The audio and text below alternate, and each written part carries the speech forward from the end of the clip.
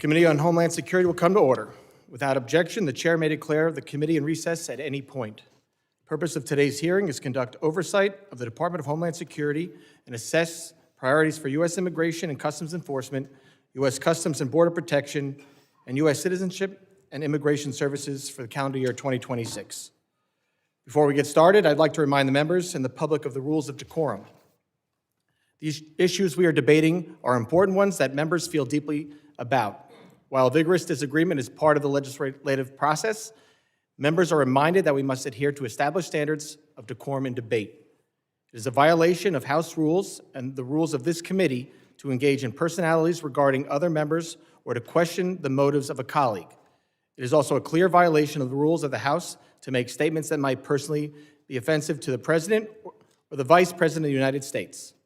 Remarks of that type are not permitted by the rules and are not in keeping with the best traditions of our committee. The chair will enforce these rules of decorum at all times and urges all members to be mindful of their remarks. Further, under the rules of the House, the chairman is responsible for maintaining order and preserving decorum in the committee room. I expect audience members to be respectful of the witnesses, members, and the public. If members of the audience are persistently or overly disruptive, it is a violation of federal law and you'll be subject to removal and arrest.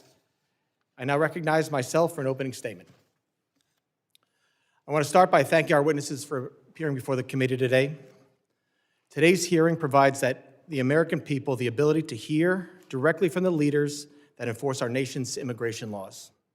It is our imperative as representatives of the people to be a voice for the people. Transparency, communication, and accountability are keys to good government. This is why oversight is important. Informing Congress and the public is not casting accusations, nor is it a punishment. Congress has a duty to hear directly from the executive branch, a duty I take seriously. And the executive branch has a duty to keep us informed. While this hearing was long planned, we sit here today at an inflection point, an opportunity to assess and reinforce the integrity of immigration enforcement and to strengthen public trust. An opportunity to emphasize and underscore the Department of Homeland Security's no-fail mission as a whole. My top priority as chairman is, and will always be, protecting America while ensuring the safety of law enforcement. This is further important in the context of another potential shutdown of the department. Let me be clear, shutting down DHS makes America less safe and negatively impacts thousands of federal employees like those at TSA and CISA. The Department of Homeland Security is the nation's largest federal law enforcement agency. It is this committee's duty, regardless of administration, to conduct oversight. We need to examine how DHS components are enforcing the law and ensure they have the resources in place to do work safely, effectively, and properly. Last year, we provided historic resources through reconciliation to strengthen public safety and support for the Trump administration's unprecedented efforts to secure the border. This was the single largest investment in the domestic Homeland Security mission. To succeed, we all need to work together seamlessly, and this committee is a partner in that effort. It is important to remember how we got here. For years, we witnessed a blanket refusal to enforce the law, wide open borders, catch and release policies, and uncontrolled mass migration. These policies undermined the rule of law and endangered all Americans. Enforcing immigration law is not optional. The Trump administration's record on border security is irrefutable. Nationwide border encounters last December decreased 91% compared to 2023. Apprehensions between ports of entry last December decreased 86% compared to 2024. And we ended last year with 8 consecutive months of 0 parole releases by Border Patrol. Further, thousands of criminal illegal aliens have been detained and deported. These actions make America safer and more secure.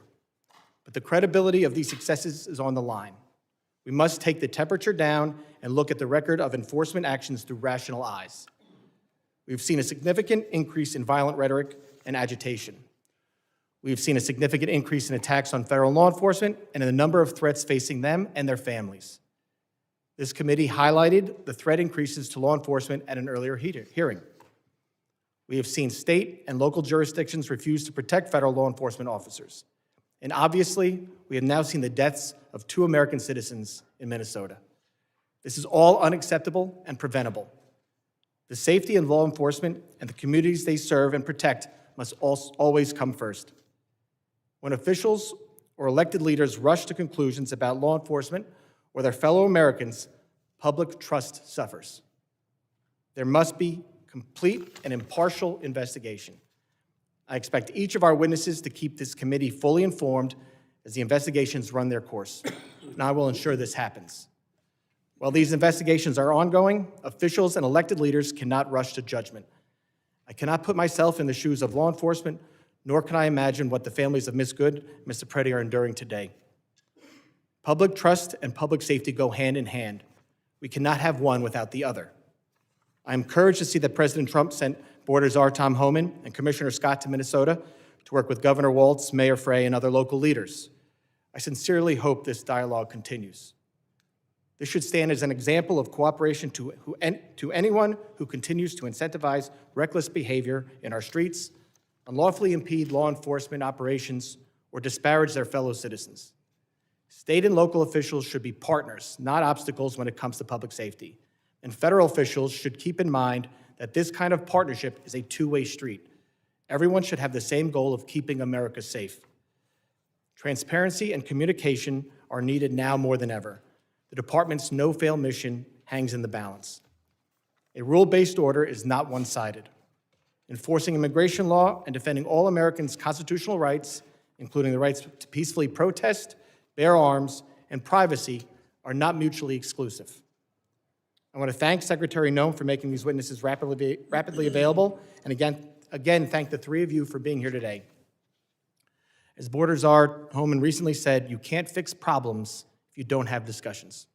I hope we can have a positive, civil, and productive discussion today. Only together can we make our community stronger and the homeland safer for the future of all Americans.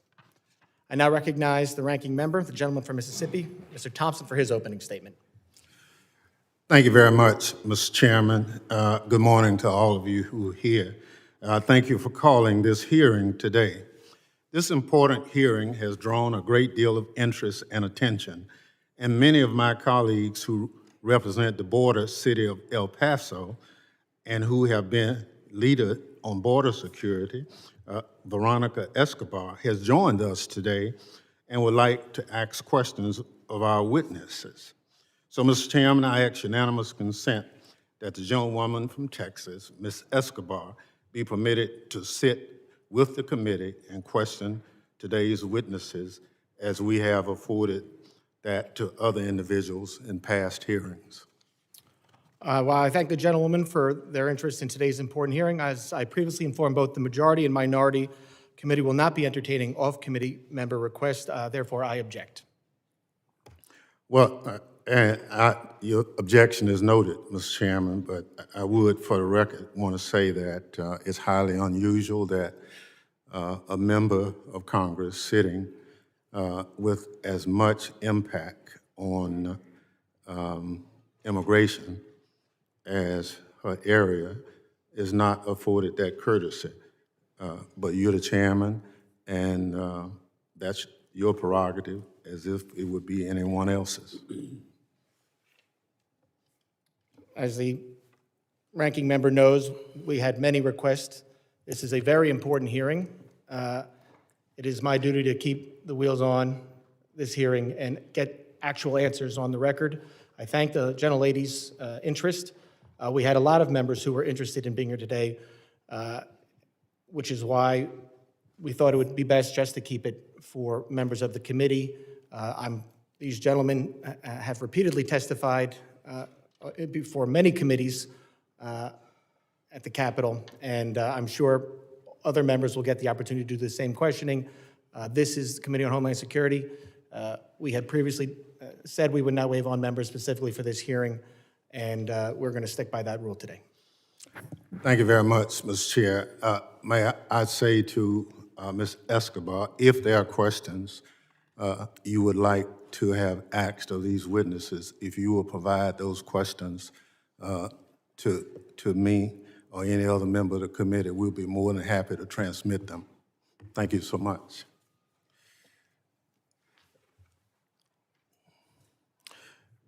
I hope my Republican colleagues will remember that our job is to conduct oversight, not cover for Donald Trump and his out-of-control administration, which is running roughshod over Americans' rights, killing U.S. citizens and threatening our very democracy.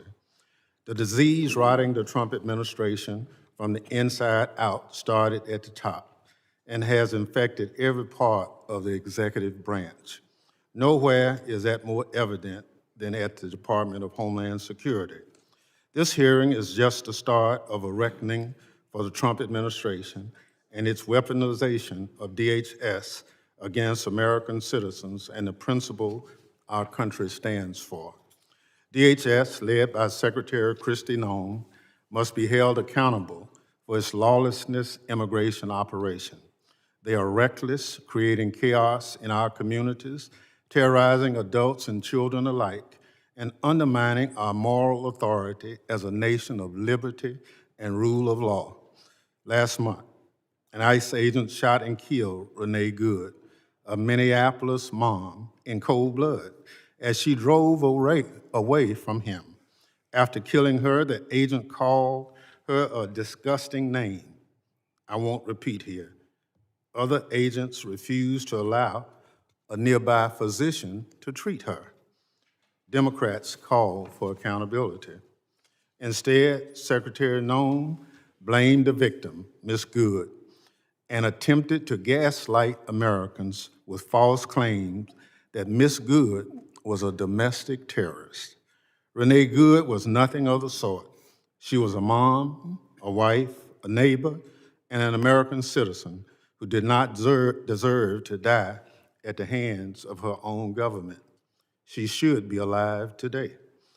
Ever since, the Trump administration has devoted the full resources of the federal government to blocking a legitimate investigation into Ms. Good's killing. If that isn't a sign of guilt, I don't know what is. Federal prosecutors had a warrant to collect evidence from Ms. Good's vehicle for a civil rights investigation into ICE's use of force, but FBI Director Kash Patel and other Trump administration officials demanded they drop it. Career prosecutors, duly bound to the rule of law, not the political prerogatives of the White House, resigned in protest. Blocking an investigation into the government's use of force against one of its own citizens is a self-dictatorship, not democracies. Every American should be outraged. Democrats tried to get answers in the aftermath of Ms. Good's shooting. We called on Acting Director Todd Lyons to testify at the committee's hearing 3 weeks ago. Unfortunately, he turned down the committee's invitation. This is part of a pattern of the Trump administration's refusal to comply with regular congressional oversight. Committee Democrats have sent multiple letters to ICE and CBP on critical issues, but most of them, 10, have gone unanswered, Mr. Chairman. I ask unanimous consent to include all 10 of these records into the record, letters into the record. Without objection. ICE has blocked members of Congress from visiting its detention facilities, even after reports of horrific conditions, detainee abuse, and a detainee being murdered in a DHS facility. I was one of those individuals who parted to a lawsuit to try to get ICE to just follow the law that says members of Congress can visit ICE facilities and present themselves at any time. So I understand that it's still being litigated, but I've been given authority to go, and I plan to do it this week just to test ICE's adherence to the law. Mr. Lyons is here today, nearly a month after we invited him. I guess DHS needed time to get his story straight before he came to testify under oath. Fearing more violence from federal law enforcement, Democrats have also called on DHS to rein in immigration agents and their brutal attacks on Americans immediately following Ms. Good's murder. but DHS ignored our pleas. Instead, Greg Vino, who styled himself in Nazi attire and takes joy in deploying tear gas at Americans, continued to roam around Minneapolis with his masked gang, terrorizing people and violating their constitutional rights. And tragically, our worst fears were realized. Just days after the hearing, Mr. Lyons refused to participate in.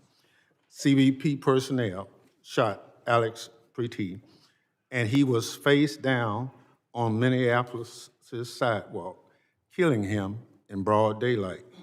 In the video of the incident, a DHS agent can be seen cheering Mr. Preety's death. Americans watched the video in horror. Yet once again, Secretary Nome gaslit the public, made up a demonstrably false story about Mr. Preety and blamed the victim for his own death. Mr. Preety was a law-abiding U.S. citizen and a VA nurse who dedicated his career to caring for our veterans. Mr. Chairman, at our last month hearing, I asked for a moment of silence in the memory of Renee Good. Today, with great sadness about another American killed at the hands of DHS, I ask that the committee observe a moment of silence in honor of Alex Preety.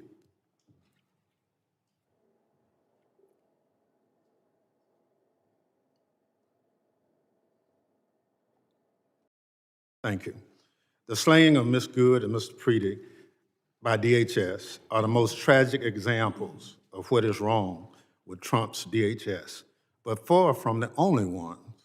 Last fall, a Border Patrol agent shot Miramar Martinez, a U.S. citizen, and preschool teacher from Chicago 5 times. The agent bragged in text messages about shooting her, saying, quote, "I fired 5 rounds and she had 7 holes, but that in your book, boys." Again, the Trump administration tried to blame Ms. Martinez, the victim, but prosecutors dropped charges against her when it became apparent that the evidence contradicted the Border Patrol's phony account. Unlike Ms. Good's and Mr. Preety's, we can no longer tell their stories. Ms. Martinez has shared her story about what Trump's DHS did to her. I want to play a bit of the video here because people need to see what ICE and CBP are doing to Americans. So this is the first one I realized. I was like, oh, it's just a pepper palette, but no. And then I got shot right here. And then I have a wound on the side of my chest right here. And then I got 2 holes in my thigh. And then right here. Wow. Right here. Wow. You're covered in wounds. Wounds, yeah. And I want people to see like what's going on, like the type of stuff they're doing. What happened to Ms. Martinez, Ms. Good, and Mr. Preety is a scourge on this country and shameful chapter in our nation's history, but tragically, there's more. DHS agents recently used a 5-year-old Ecuadorian boy, Lehman Ramos, as bait to lure his family members outside their home to arrest them. The family had entered the country legally as asylum seekers and were living in Minnesota while awaiting their immigration proceedings. DHS sent the little boy and his father to detention in Texas for over a week. Thankfully, a judge ordered him released, slamming DHS for its, and I quote, "incompetently implemented deportation campaign." Incompetently implemented deportation campaign is putting it nicely, especially as it relates to small children. More apt in the Bible, quote from John 11, chapter 35th, referenced at the end of the judge's opinion, Jesus wept. DHS personnel are now forcing their way into private homes without a judicial warrant in violation of the Fourth Amendment. In one recent incident, ICE dragged a U.S. citizen from his home at gunpoint in underwear before realizing they had picked up the wrong person. The person ICE was actually looking for was sitting in jail in Minnesota. The Minnesota Department of Corrections says that ICE had this information all along. Bystander videos from Minneapolis and cities around the country show ICE and CBP personnel behaving like unprofessional goons, cursing at bystanders and mooning people from their hotel rooms. News reports have a Border Patrol agent was found passed out, drunk, and covered in vomit in a vehicle. And ICE personnel apparently stole a child's phone and sold it for cash. It's an embarrassment, and DHS's so-called leadership should be ashamed, if only they had any shame. Secretary Noem, Department of Homeland Security, has the blood of American citizens on its hand, but she takes no responsibility for anything. To the contrary, Secretary Noem was last seen in this committee room hiding behind her family in a desperate attempt to distract from her department's failures and abuses. Then she ran from our questions, leaving early under the guise of needing to attend a meeting that it turns out didn't even exist. Her inexcusable behavior should come as no surprise. She's always been more concerned with photo ops and wardrobe changes than following the law and fulfilling the mission of her department. Since being sworn in, Secretary Noem has enriched herself, abused the power of her office, obstructed congressional oversight, and violated her oath to the Constitution. Donald Trump and Kristi Noem are doing real damage to this country and to the department that was stood up 25 years ago in the wake of 9/11 to protect American citizens from future attacks. Secretary Noem is a liar with no concern for the lives of Americans killed by the department she runs. She must go. Mr. Chairman, I yield back. Gentleman yields back. Other members of the committee are reminded that opening statements may be submitted for the record. I would now like to formally introduce our witnesses. First is Mr. Rodney Scott. Mr. Scott is Commissioner of U.S. Customs and Border Protection. After decades of service at CBP, including a stint as Chief Border Patrol, he has served as a Senate-confirmed commissioner since June of 2025. Second is Mr. Joseph Edlow. Mr. Edlow is Director of Citizenship and Immigration Services. Director Edlow has served in numerous legal roles across executive branch and Congress, including Chief Counsel to USCIS. Mr. Edlow has served as a Senate-confirmed director since July 2025. Third is Mr. Todd Lyons. Mr. Lyons is the Acting Director of Immigration and Customs Enforcement. Acting Director Lyons began his federal service in the U.S. Air Force in 1993 and joined ICE as an agent in 2007. Mr. Lyons moved up the ranks and has served as Acting Director since March of 2025. Thank all the witnesses for being here today. Pursuant to Committee Rule 8C, I ask that the witnesses please rise and raise their right hand.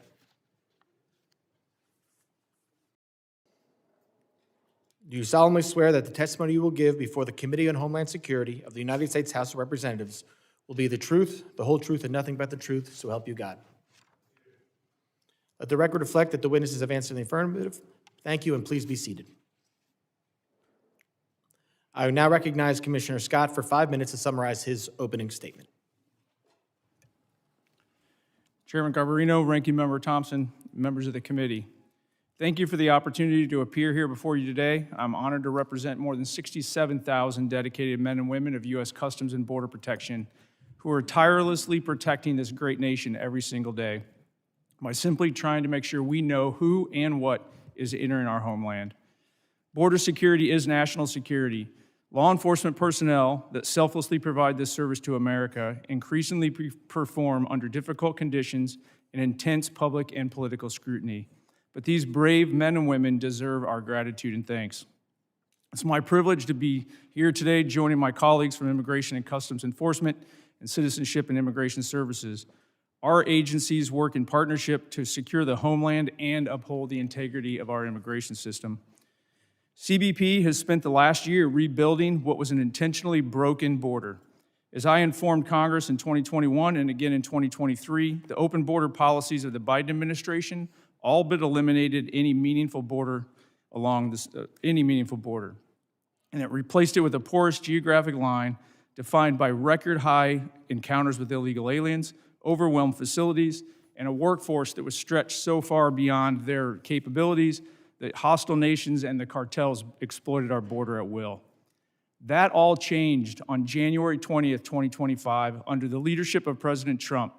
We have now implemented effective policies, established unified priorities and objectives across all federal departments, and empowered our workforce to do their jobs by simply enforcing the laws that already exist.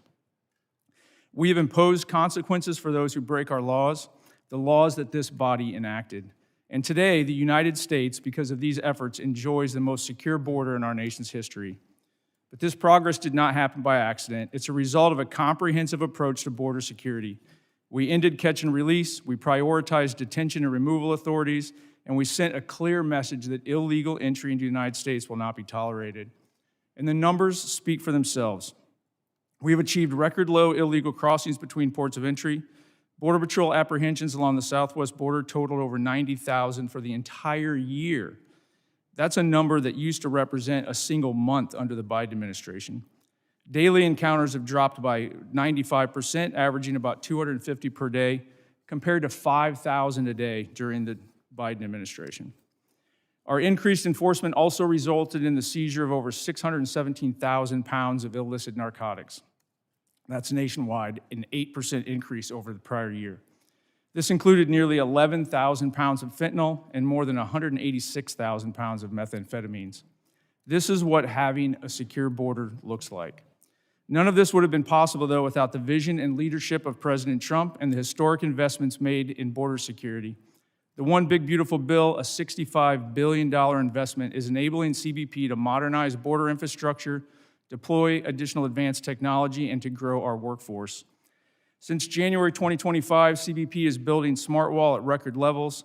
We're installing high-tech attributes where the Biden administration had shut it off. We're installing water barriers along the Rio Grande River, which denies criminals access to these routes. But that is not all. We're investing in technology at our ports of entry, non-intrusive inspection equipment, biometrics, and advanced surveillance to improve our ability to know what's coming into this country, the land, air, and sea, at and between the ports of entry. CBP's workforce is without a doubt the greatest asset that we have.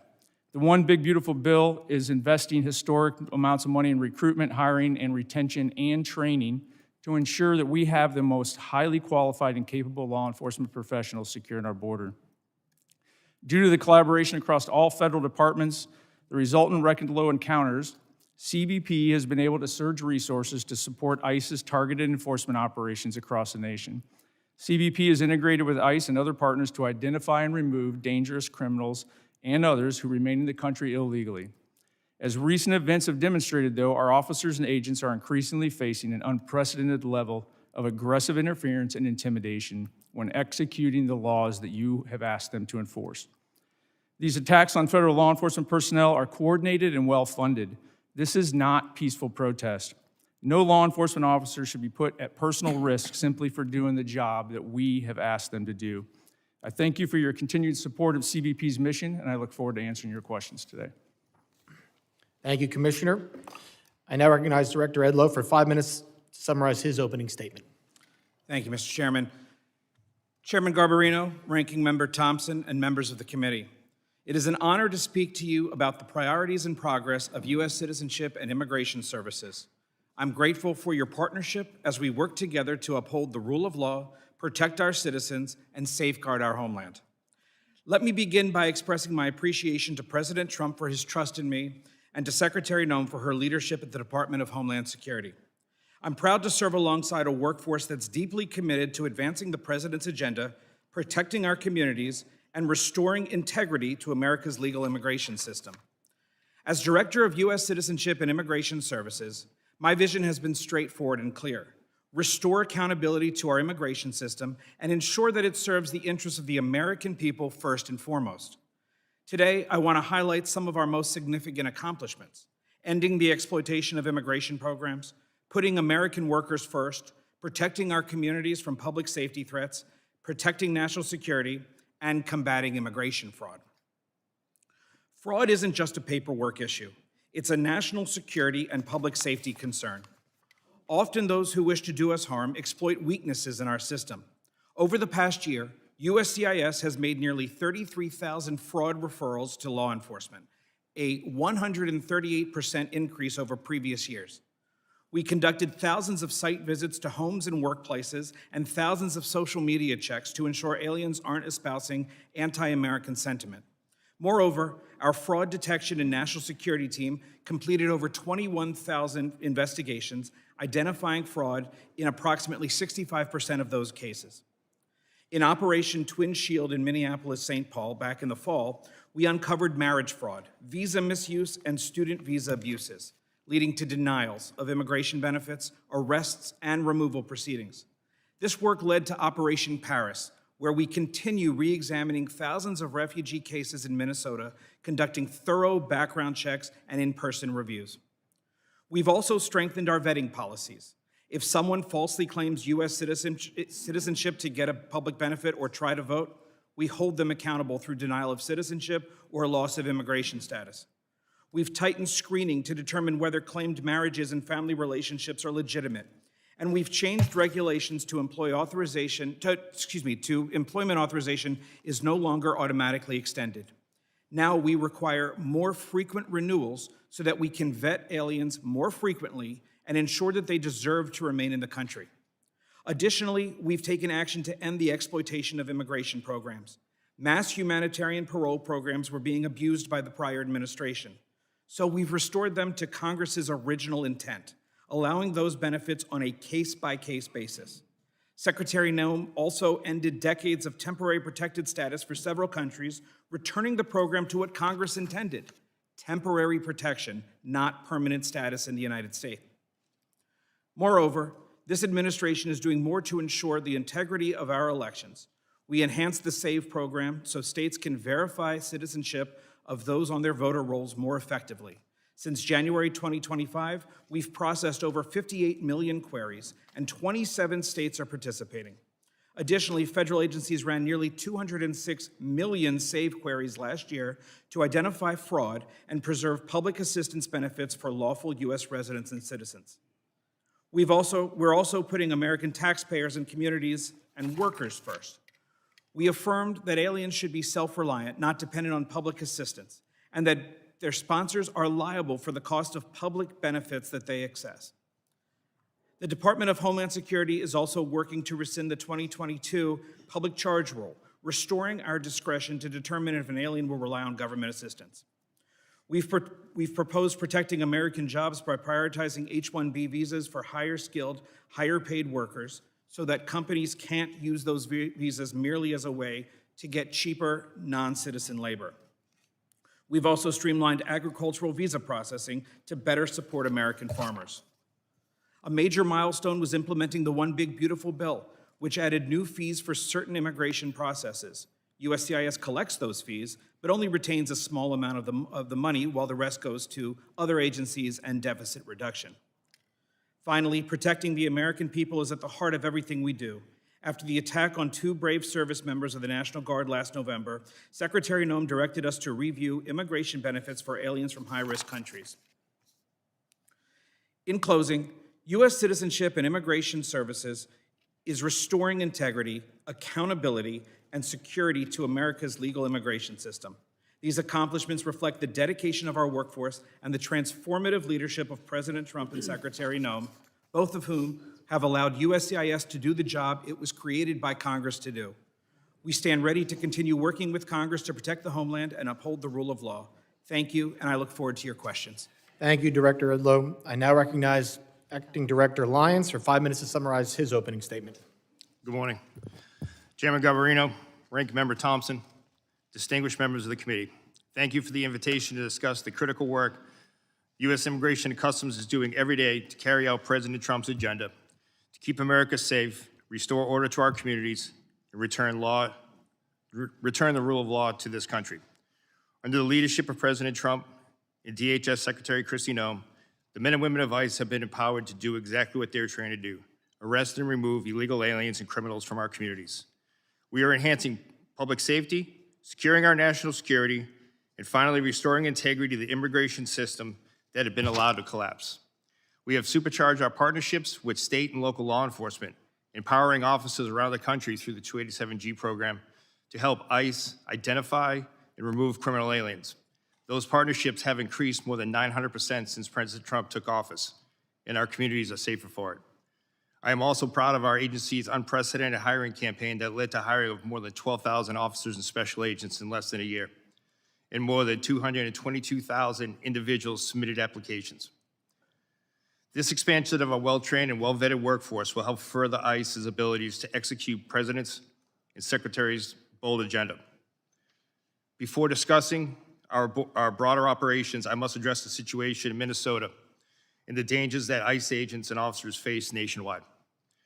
While the investigations remain ongoing, I'm encouraged that some Minnesota officials are finally signaling the willingness to cooperate with ICE.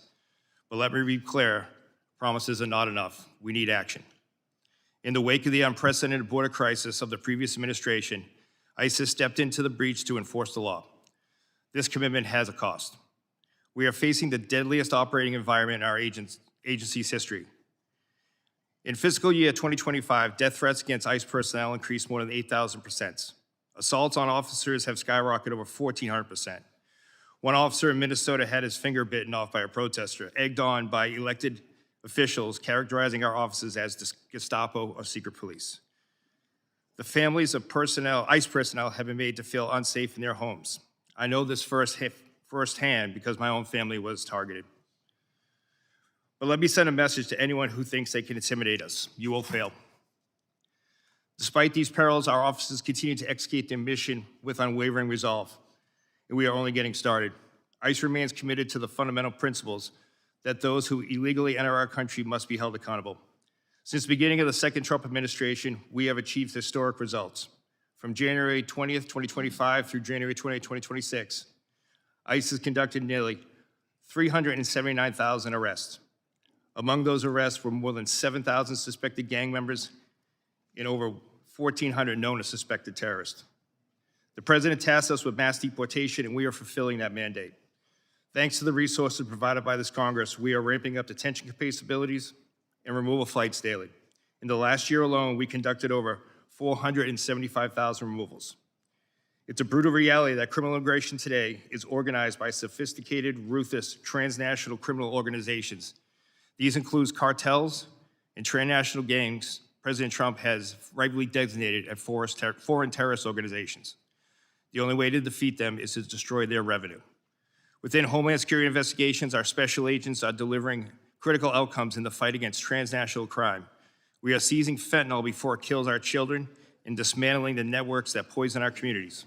In FY25 alone, we seized more than 2.5 million pounds of narcotics, a 50% increase from the previous year and a critical blow to transnational organization groups everywhere. HSI criminal arrests are at the highest point in history. However, our approach is just not about enforcement. It is about restoring order and dignity to the human beings sold alive by smugglers and exploited by these TCOs.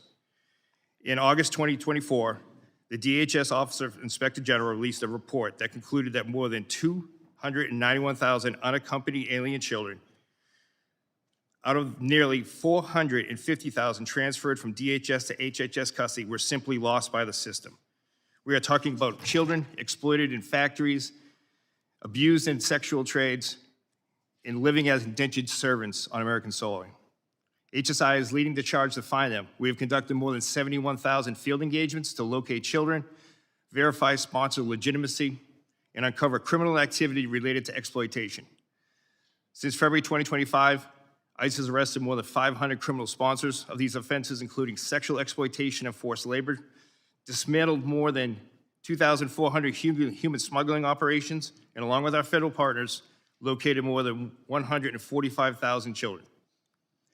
To further ensure TCOs can never threaten our nation again, President Trump dedicated the establishment of the Homeland Security Task Force. The Homeland Security Task Forces represent the most aggressive and coordinated attack on TCOs in history. Through Cross-Border Financial Crime Center, we have developed and implemented a strategy to combat rampant fraud, including government programs in Minnesota and across the country. Using this strategy, HSI has opened numerous criminal investigations into the complex fraud systems that have resulted in the thefts of billions. Much of the fight ICE faces continue to be fueled by so-called sanctuary cities. These jurisdictions provided a shield for criminal aliens when a local jail refuses to honor ICE detainer and releases that predator back into the community. ICE exists to enforce America's longstanding immigration and custom laws. These laws are grounded in common sense, national sovereignty, and simple morality. Our officers and agents enforce these without hesitation, without apology. I ask that all the members of the committee treat them with profound respect that they have earned. Thank you. Thank you, Acting Director Lyons. Members will be recognized by order of seniority for their 5 minutes of questioning. As we have when Secretary Noem was here, we're going to limit it to the 5-minute rule. I'm going to be strict on that for both sides. So do not be surprised if you go over, I gavel you down. I now recognize myself for 5 minutes of questions. Acting Director Lyons, I understand that you cannot discuss the details of the 2 recent shootings in Minnesota because they are subject of several investigations, including by the FBI, the Department of Homeland Security, and the DOJ Civil Rights Division. Once concluded, will you commit to providing the reports and findings of each investigation to this committee?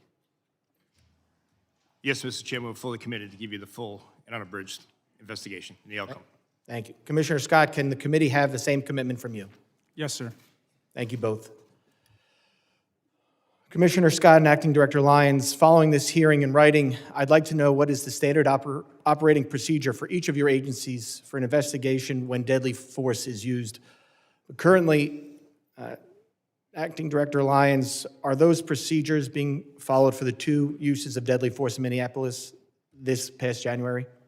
Yes, Mr. Chairman. Were those, and Commissioner Scott? Yes, sir, they are. Were the standard procedures followed from the beginning? Mr. Lyons? Yes, sir, they were. Mr. Scott? Yes, for CBP, they were as well.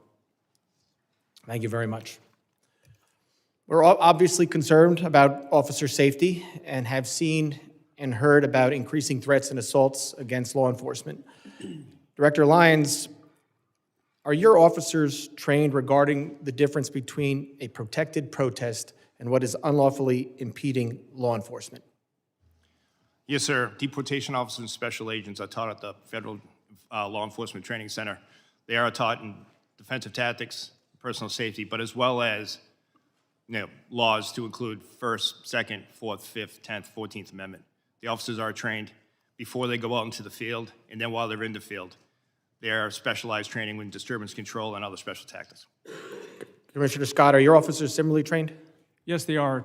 At FLETC, ongoing training in the field, and then anytime we're deploying them to the interior, they get updated law refresher training to include First Amendment and Fourth Amendment. So I want to focus on the training here because with the historic investment in both ICE and CBP, there was a surge in hiring. I need to know, for these new hires, is the training different than what other agents and officers received before the hiring surge? Mr. Lyons, I'll let you start there. No, sir, it's not. The training was never, the meat of the training was never removed. The timeline was. We took training from 5 days a week, 8 hours a day, to 6 days a week, 12 hours a day. In addition to that, training is different in the fact that before officers even go to the Federal Law Enforcement Training Academy, there's pre-employment training, which we never had before. And on top of that, we've adapted our on-the-job training program, which is much like a city or state field training officer program that once they are removed from the Federal Law Enforcement Training Academy, have graduated, before they return to their field offices, they're assigned a field training officer, and that's continued on after that. So let me get this go. For ICE officers, the curriculum has stayed the same, but it's now a quicker training. The timeline has moved up? That's correct, sir. Okay, but the curriculum is the same. Yes, sir. All right.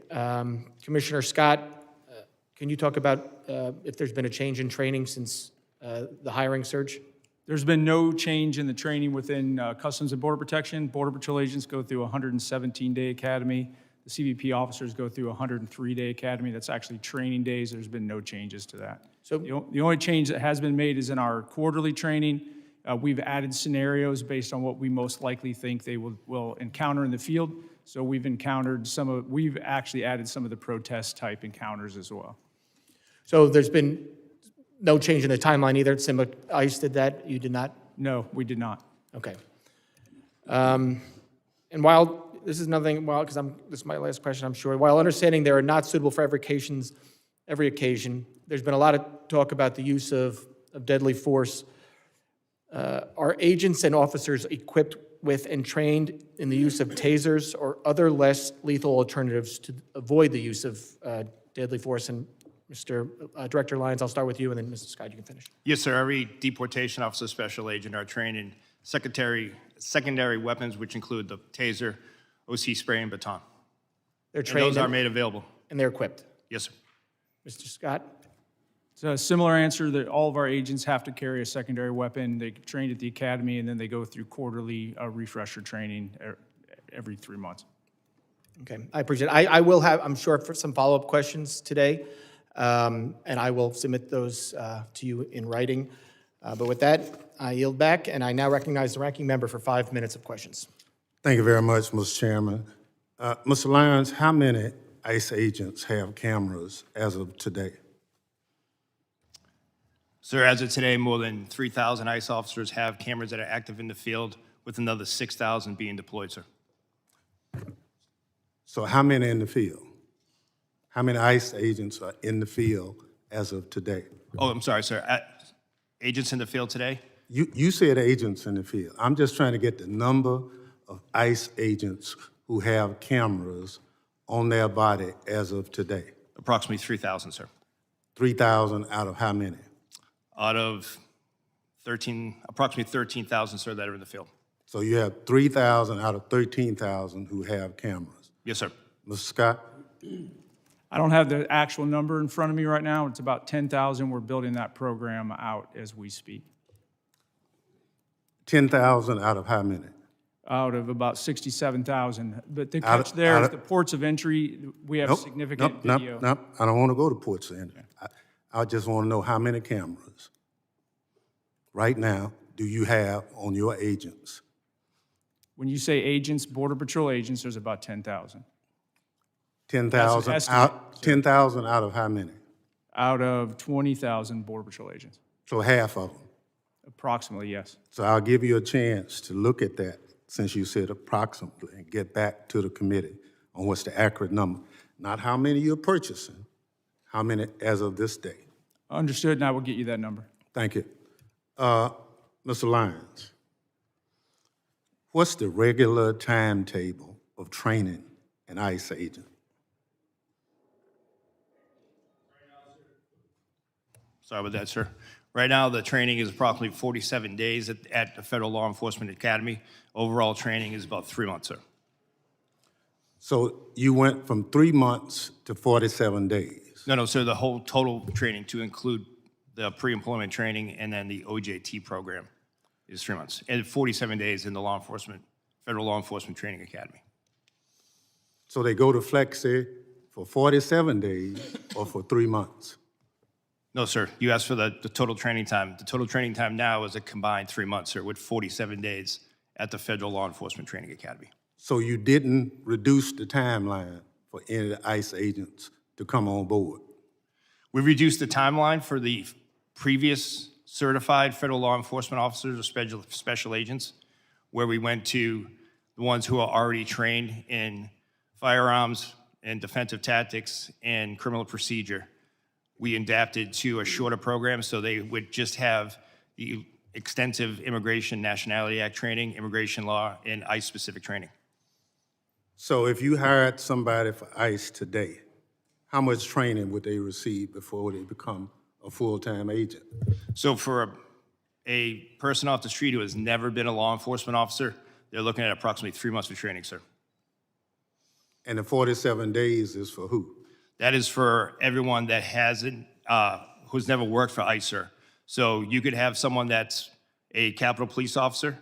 They would not have to go through extended training for when it comes to defensive tactics, firearms, et cetera. They would have to go through the rigorous immigration training, which unfortunately immigration law is just as confusing and long as tax code, which we have to ensure that we devote that extensive time to. Thank you so much. But Yes, sir. would you provide the committee with the timeline? Yes, sir. We will provide you. Some of us understand it's 47 days. Yes, sir. We will But provide you're you telling us it's 3 months. from the beginning, sir, when they go ahead and come on pre-employment training to the Thank you.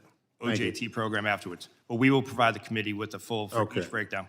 For Mr. Lyons and Mr. Scott, over the past several weeks, the president has made a series of comments regarding the midterm election. The president has urged my Republican colleagues in Congress to nationalize elections. Now, are you involved in any planning on guarding precincts in this country as of today? Mr. Scott, No, sir. Mr. Lyons. No, sir. So there's no information, you've not been asked to start deploying people for areas anywhere? No, sir. Well, thank you very much. Mr. Lyons, I'll get it in writing, Mr. Chairman. I'm going to follow your directions on this. Gentleman yields back. Thank you, Ranking Member. I now recognize the gentleman from Texas, Mr. McCall, for 5 minutes of questions. Thank you, Mr. Chairman. A decade ago when I chaired this committee, Mr. Thompson and I passed a bill to authorize ICE into law. It was a bipartisan effort. It passed the House overwhelmingly, both Republican and Democrat. A decade later, here we are. The Dems have called to abolish ICE. Now they're trying to shut it down. So what has happened in that 10 years? Let's go back to the last 4 to 5 years. What happened in this country and at the border? As someone who lives in the border state of Texas, we saw the most dangerous, wide open border that I've seen in my 22 years in Congress. 10 to 12 million people, and that's what we know about. I think it's far greater, came into this country. Many of them dangerous, violent criminals, some known or suspected terrorists, which I find extremely dangerous. That's why I served as an impeachment manager for Mayorkas, because he violated federal law. The federal statute says, as a former federal prosecutor, I know this, shall detain aggravated felons. What did Mayorkas do? He told his agents, that's discretionary. You can release them. As a result, we had tens of thousands of aggravated felons left on the streets of America to roam freely, not to mention the human and sex trafficking of children, Mr. Lyons, as you pointed out. So what is the administration trying to do? They're trying to remove a public safety threat from the United States of America. That is their job. Restoring public safety should be the number one priority. And one of the problems here, as I examine it, is that Minnesota, Minneapolis in particular, is a sanctuary city. What does that mean? That means that it's a magnet for illegal. They're protected under the current situation because state and locals will not cooperate with federal law enforcement. In fact, Mr. Lyons, is it not true that they were not honoring ICE detainers that were put on dangerous felons in prison so that you could remove them from the United States? That is correct, sir. The detainees were not honored at the local level in Minneapolis. This is the number one violation. In addition, the rhetoric on the left led to over 1,000% increase in assaults on ICE officers, an increase of over 8,000 of death threats to them. All this created a perfect storm for our officers being thrown into this situation. And then Agent Bovino came into the picture, and I would argue, in fairness, that he escalated the situation by the way that was handled. Your officers are not trained to effectuate crowd control. They are trained to move in surgically, go in and remove these dangerous, violent criminals from the United States of America. I've called for de-escalation after the two deaths, the two shootings that took place. I believe that these roving patrols should be done at the border rather than in the major cities of the United States. So when the president decided to remove Agent Bavino and put in Tom Homan, who I've known for years, a consummate professional, law enforcement professional, I commended the president. And what has been done since Mr. Homan came into the job? We now have targeted law enforcement operations. He is returning to the original mission of ICE. He is working with state and locals to do the crowd control. He is getting them to honor the ICE detainers. He is also getting the body cameras put on them. And the roving patrols, in his words to me, should be done at the border, not in major cities. My question to you, Mr. Lyons, is Mr. Homan now, are his operations in Minneapolis now bringing the situation under control? So we've seen a de-escalation in the fact that the protests, while they still go on, have subsided, and ICE has been allowed to do their targeted, intelligence-driven enforcement operation. Just the other night, local authorities arrested 54 protesters at the local level where ICE officers did not have to be engaged in that. My final question to you, do you believe the model that Mr. Homan is now setting in Minneapolis should be a model for the nation? Gentleman's time has If expired. I could allow the witness to answer. I understand that, but I'm holding I'd it like to on the 5 minutes. record an answer, Mr. Chairman. Do you agree that Mr. Homan's model is one for the nation? Gentleman's time has expired. Yes or no? I now recognize the gentleman from California, Mr. Swalwell, for 5 minutes. A couple nights ago, I met with a woman who works as a cashier at a grocery store, and I told her I was coming to see you, Mr. Lyons, and she said, will you ask him, and she didn't want to give her name. She was terrified to give her name.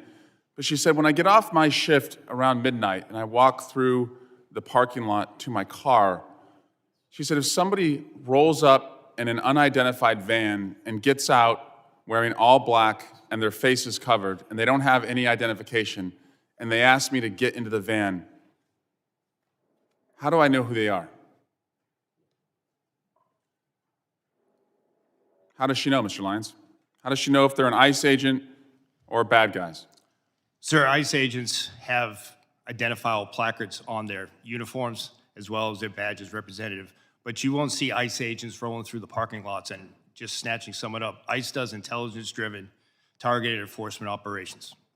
Well, Mr. Homan and others have said that they target individuals based on the color of their skin and the accents that they speak, and that's why people are running through the fields and factories where they work.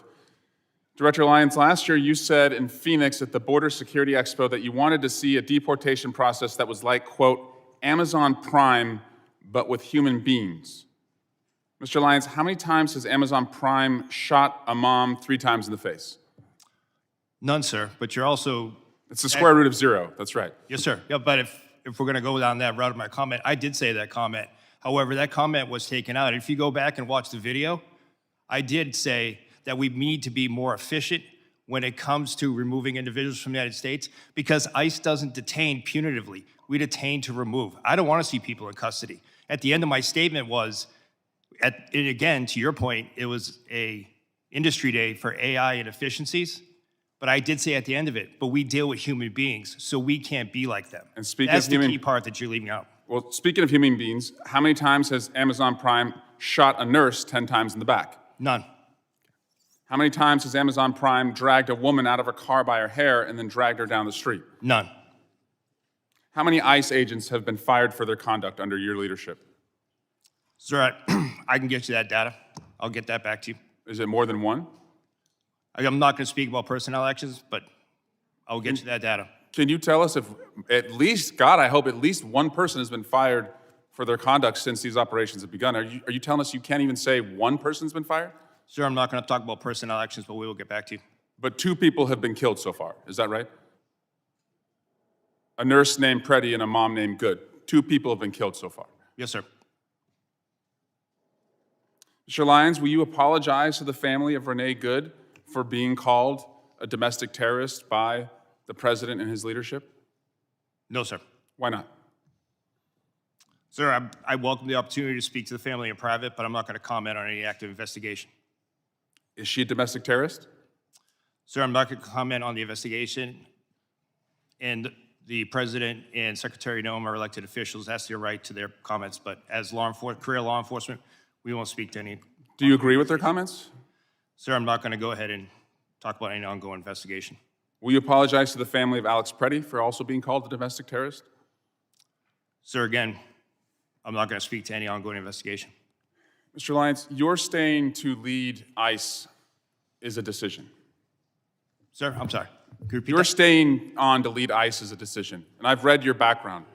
You have a decorated career. You've served in the military. You are what I would call otherwise employable. I think most people would agree this is not the only job that you can get. But since you've been on this job, women have been dragged by their hair through our streets. A 6-year-old child battling stage 4 cancer has been deported, and it turns out he was a U.S. citizen. People are running through the fields where they work. People who've gone to the streets as allies have been shot and publicly executed. It's a decision to stay on at this point. And considering your honorable service in the past and the dishonorable acts that those who have worked for you have conducted, and the disgraceful statements that the leadership above you have said, you now have a decision. Will you stand with the kids who you're supposed to protect, or will you side with the killers bringing terror to our streets? Mr. Lyons, will you resign from ICE? No, sir, I won't. Why not? Because, sir, that child that you're showing right there, the men and women of ICE took care of him when his father abandoned him and ran from Gentlemen's law enforcement. time has expired. You never should have gone into Gentleman's time custody. has expired. I recognize the gentleman from Mississippi, Mr. Guest, for 5 minutes. Thank you, Mr. Chairman. Mr. Chairman, we stand on the verge of a second Democrat shutdown of the United States Department of Homeland Security just within the last 90 days. The Department of Homeland Security employs 260,000 men and women across 22 different agencies. Those agencies include 63,000 men and women who work for CBP, 60,000 who work for TSA, 22,000 for FEMA, 18,000 who works for USCIS, almost 50,000 civilian and military employees with the United States Coast Guard, 7,800 Secret Service employees, 2,500 CISA employees, and over 8,000 agents and analysts with the Department of Homeland Security investigation who perform a crucial function to protect and serve this country. This second government shutdown, led by my friends on the Democrat side of the aisle, will leave our country less safe. Don't just take my word for it. Let's look at the words of the Biden administration. President Biden and Kamala Harris, Department of Homeland Security, in September of 2023, as the nation faced a potential government shutdown, they issued a fact sheet. That fact sheet is entitled The Impact of Government Shutdown on the DHS Workforce. This fact sheet says this. It says DHS workforce is comprised of extraordinary public servants who safeguard this nation. It goes on to say any lapse in federal funding would disrupt this vital work, leaving Americans less safe as a result. Those working without pay include law enforcement, conducting such acts as seizing illegal narcotics like fentanyl, combating child exploitation and child predators, identifying and arresting human trafficking, responding to natural disasters, preventing cyber attacks, and protecting U.S. government leaders. And so I ask you, gentlemen, as we are once again on the verge of a shutdown of the Department of Homeland Security, if the Democrats take us to the edge, if they refuse to sign a CR, if once again the men and women who serve under your leadership, if they are once again not paid, I ask you, how will that impact our nation? Will America be more safe, or will America be less safe if we are once again led into a government shutdown by the Democrat Party? Mr. Scott. I believe consistency and seeing support from the leadership of, on both sides of this building and the president is very important to border security. I think the rhetoric and the back and forth, the politicizing of law enforcement in general detracts from the general morale of our personnel. Is it not important that we pay the men and women who serve under your command? It's critically important. And in a government shutdown, the bills don't stop, do they not? The bills continue to accrue. Correct. And the deployment of technology ceases in many cases, and America becomes less safe. Would you agree with that statement? I would agree America becomes less safe. Mr. Edlow, what about you? Well, Congressman, as I'm sure you're aware, USCIS is a little different in that we are fee-funded. So during a shutdown, the men and women working for USCIS will continue to be paid.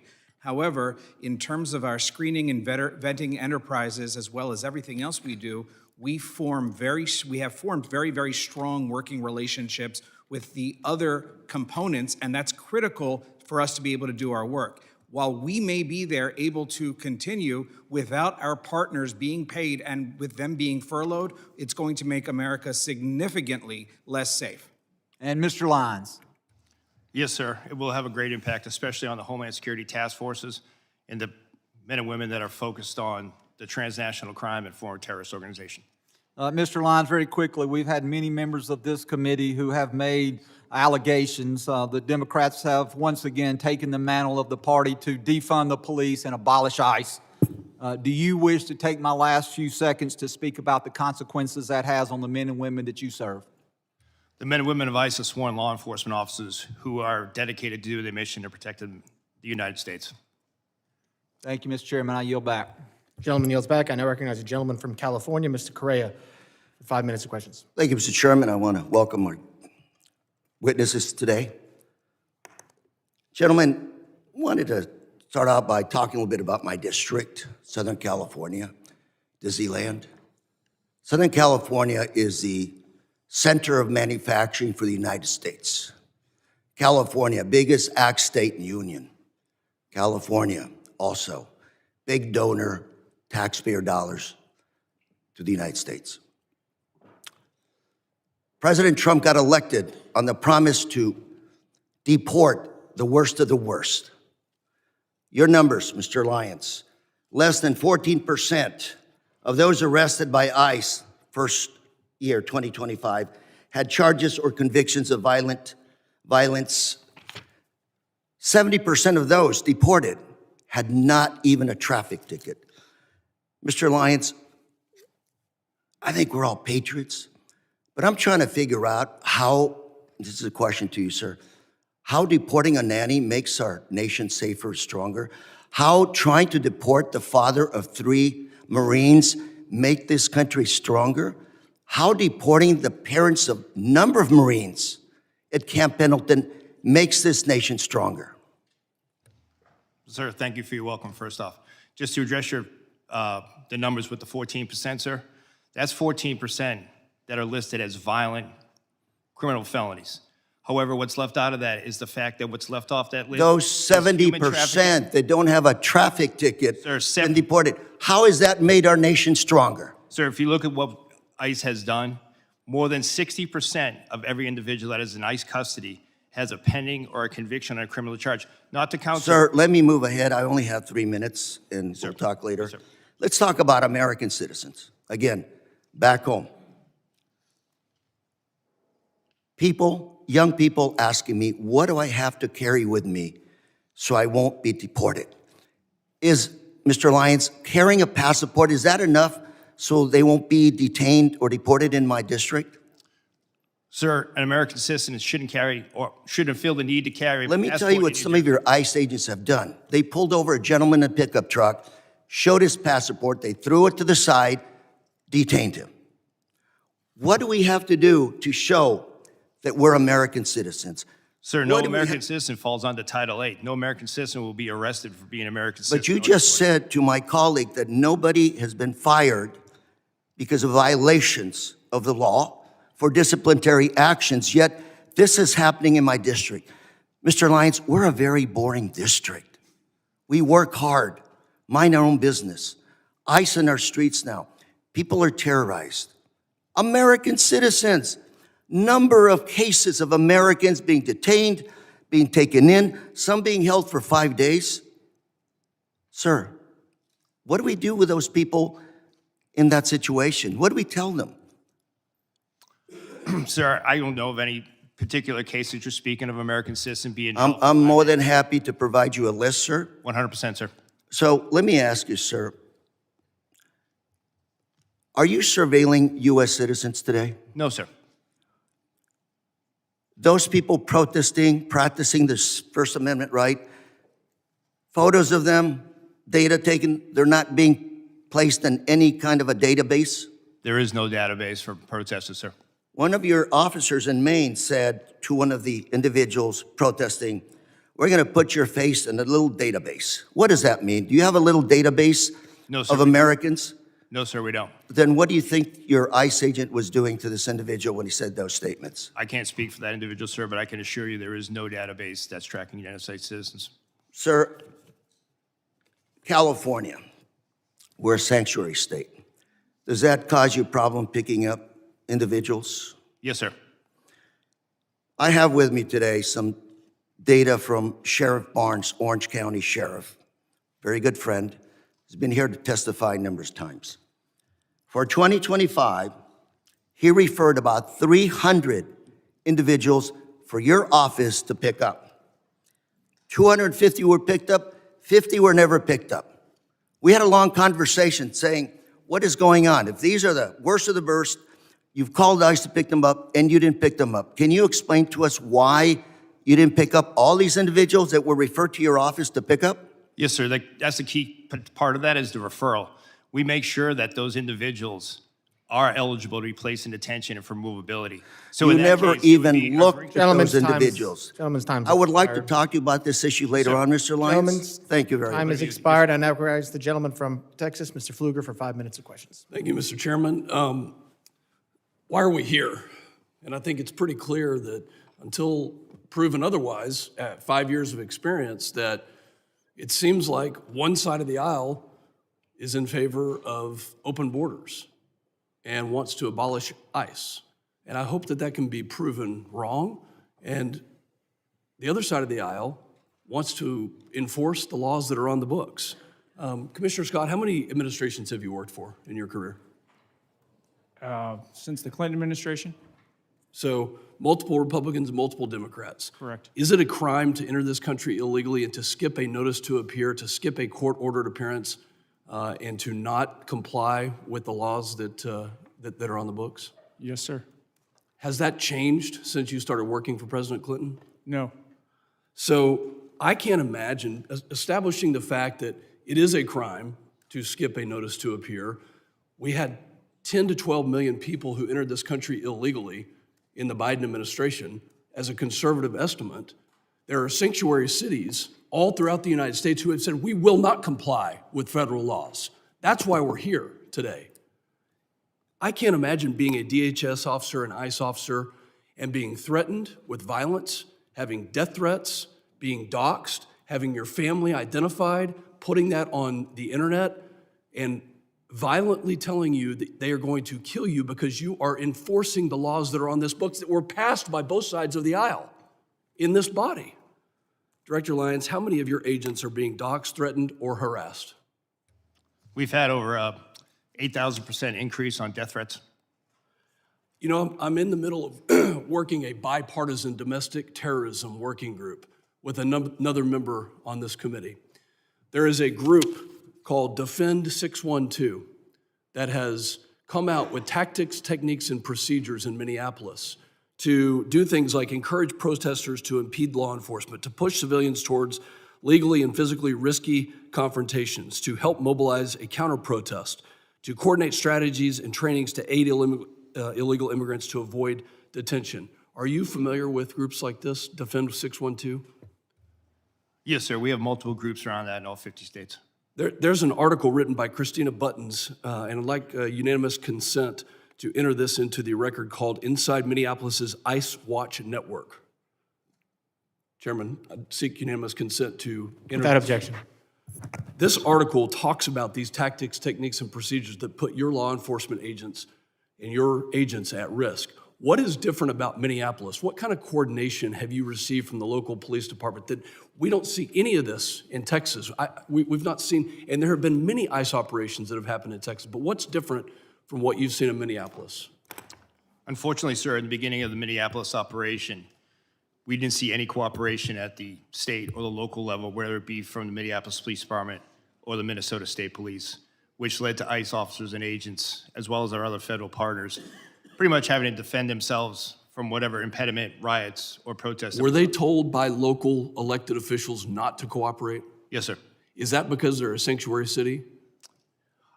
I'm assuming that's in what it is, part- sir, but I can't speak to the mind of those elected officials, but they were ordered not to stand down. How did it make you feel as somebody who carries out the laws that this body has passed when you hear the mayor of Minneapolis say F ICE? Well, sir, I mean, from a morale standpoint, it hurts us to the fact that for decades, and I've worked since President Bush, ICE has always been in Minneapolis. We've always been in every major city and state. So it wasn't like it was a brand new thing. We've always been doing immigration enforcement. So that's demoralizing. Commissioner Scott, are you separating families? No. Tell me about when you served President Obama. Has anything changed in the policy of deportation? And how many people did President Obama deport? I don't have that number in front of me. Policies and how things are enforced do change. The laws have not changed. I believe what you're referring to is literally when someone is arrested, whether it's on immigration or whether it's a normal criminal offense, and they have children, we don't necessarily prosecute the children. But when someone's deported, if they want to take their children with them, they have that right. We do not separate them. I hope that the other side of the aisle will read this article on Defend 612 and look at the tactics, techniques, and procedures. And if this is domestic terrorism, where we have a group that's on signal that is calling out agents and doing things to interrupt, intercede, and prevent law enforcement from carrying out the laws that this body passed, that you'll have the courage to call it domestic terrorism if it is that way. And I yield back. Gentleman yields back, and I now recognize the gentleman from Michigan, Mr. Tanadar, for 5 minutes of questions. Thank you, Mr. Chairman, and good morning to our witnesses. Commissioner Scott, did the ICU nurse, Alex Preddy, deserve to die? I cannot comment on an ongoing investigation, sir. Do you believe that he deserved to die? Should he be killed by your agents? I'm not going to comment on an ongoing investigation, sir, before it's concluded and all the facts are available. Do you agree with CBP Commander Bovino's statement that Alex Preddy was planning to massacre law enforcement agents? I'm not going to comment on an ongoing investigation, sir. Director Lyons, did Renee Good deserve to die? Sir, I can't comment on ongoing investigations. Director Lyons, do you agree with Secretary Noem and Vice President Vance's characterization of Renee Good as a domestic terrorist? Sir, I can't speak to their comments as that they are their own, but as an ongoing investigation, I can't speak to that. Director Lyons, what did your agents mean when he said, "You raise your voice, I erase your voice"?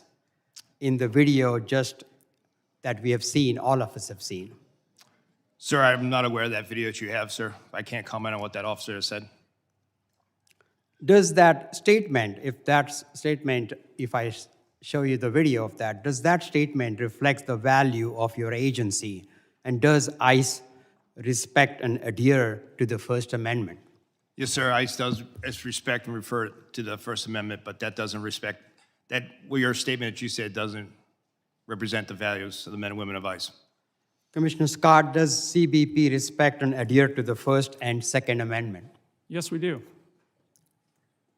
Don't you agree that Alex Preddy had every right to exercise his First and Second Amendment freedoms before being shot in the streets by one of your agents? I believe that every person in the United States has a right to their constitutional rights. Look, I have heard and seen enough. I'm just sick and tired of your agents running around in our cities, in our streets, causing illegal activities. ICE and CBP thugs are roaming our streets, attacking our communities, using our children as bait, referring to people as bodies and numbers, targeting people for their accents and the color of their skin, and killing American citizens, all while showing zero remorse for their actions. Director Lyons and Commissioner Scott, do you think President Trump will pardon you and your boss, Kristi Noem, before he leaves office, just like he has for insurrectionists and his political allies? Do you believe President Trump will pardon you? Because, go ahead. I'm not going to speak on behalf of President Trump, but I'll tell you, I signed up for this job to protect America, and I'm very proud of the service that I provide, and I don't need a pardon from anybody. Well, you better hope so. You better hope you get been pardoned, because you will be held accountable for the absolute disregard of the law your agencies have shown over the past year. Your agencies have lost the trust of the American people, with millions taking to the streets to protect the illegal actions of your agencies. And that's why I introduced a bill in the United States Congress to abolish ICE. ICE must be abolished. I also co-sponsored a bill to impeach Secretary Kristi Noem. And I believe Kristi Noem must be impeached. And this Congress must do everything in its power to carry out oversight actions against these rogues departments, including, if Gentleman's necessary, time has expired. A witness has requested a break. Committee will recess for 5 minutes. Members of the audience will remain seated.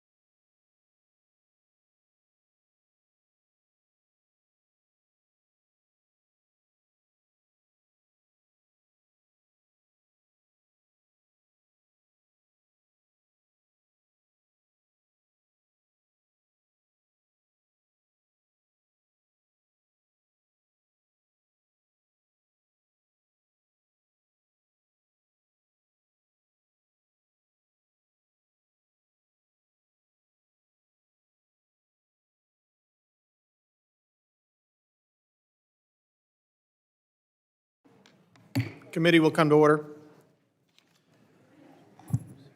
I now recognize the gentleman from Texas, Mr. Gonzalez, for 5 minutes of questions. Thank you, Chairman, and thank you, gentlemen, for your service to our great country. I was speaking to some agents that were deployed from Texas to Minnesota, just asking for the ground truth of what was happening. And one of the things that stood out to me is one of the agents said, "Tony, it reminds me a lot of Fallujah." Having someone that served in Fallujah, that caught my attention. And so my question first is to you, Commissioner Scott, is on the safety of our agents. In particular, I see that these task forces work, these anti-gang, these anti-terrorism task forces. But thinking of Fallujah reminds me of we were fighting a war that was the Persian Gulf when the world had changed. And so my question is there a way we can protect our law enforcement, our federal law enforcement agents, in particular through, I've got a bill in particular through bulletproof glass or ballistic windshields. Is that something you think that could help protect the law enforcement officers that are on the front lines? I think that can help protect the officers on the front lines, but it goes much farther than that because things have changed. So the tactical infrastructure at the border, the bulletproof vests, all of that helps tremendously, but we're fighting a different fight now. The reason you saw so many people surged into LA at one point and then now into Minneapolis was because we had to surge additional resources in to protect the ICE agents that were literally just going to try to make a lawful arrest. So we had to put in two teams, one to do the arrest and another one to deal with the protesters. Luckily, CBP, well, not luckily, unfortunately, CBP's had to build out this capability over the years because we had been dealing with increased protests at the border, mass incursions, so we trained our people how to do crowd control. But let's not miss the fact that we have coordinated, well-funded, and I think insurgencies or terrorist organizations, however you want to call it, literally trying to prevent legal laws from being enforced in the United States. That is a dramatic change. That's why we've had to shift. So we got to figure out how to protect our officers and agents more holistically. On social media, how do we keep them from being doxxed? When somebody goes to, like did to Director Lyons, they follow his kid home and then have protests in his front yard and then put it out live on video. That needs to be a crime. I don't want to violate anybody's right to free speech, but going into your front yard and harassing your family just because you're a law enforcement officer, that should not be a protected action. The world has changed, and we need to change with it to make sure our federal law enforcement officers and their families are protected. My next question is for Director Lyons. Body cameras have been deployed in Minnesota. I think transparency helps regain public trust. Is there any plan to release any of the footage to the public? 100%, sir. That's one thing that I'm committed to is the full transparency, and I fully welcome body cameras all across the spectrum in all of our law enforcement activities. And yes, sir, body cam footage will be released. I agree with you completely. Everyone assumes this body camera footage is bad footage. So, in so many cases, it's the exact opposite, and we get a show from the officer's lens what exactly they're dealing with on a daily basis, not just a 15-second clip we see on TikTok or whatever it may be. I'm very pleased to hear the releasing of more public footage. My next question is for you, Commissioner Scott. As a member of Congress, I have a very similar, all of us, the question's really for all of us. As a member of Congress, what can I do to make sure what happened in Minnesota doesn't happen in my community? Put laws in place that protect our officers and agents so they can go out and do their job confidently and know they really truly have the backing. And then, I gotta plug it, actually fund the programs. So when body cameras got rolled out to CBP, the technical capability of the camera got rolled out, but the funding for the personnel to support the programs and the data, that can drain basically all your other operations. So fund the entire program so that we can be transparent and that we can make sure America knows what we're doing because that trust is critically important. Thank you for that. My next question is Director Edlow. Too many times we talk about the enforcement side, which I think is very important. We see the millions of criminal aliens that are loose in our country. We got to go out there and keep our community safe.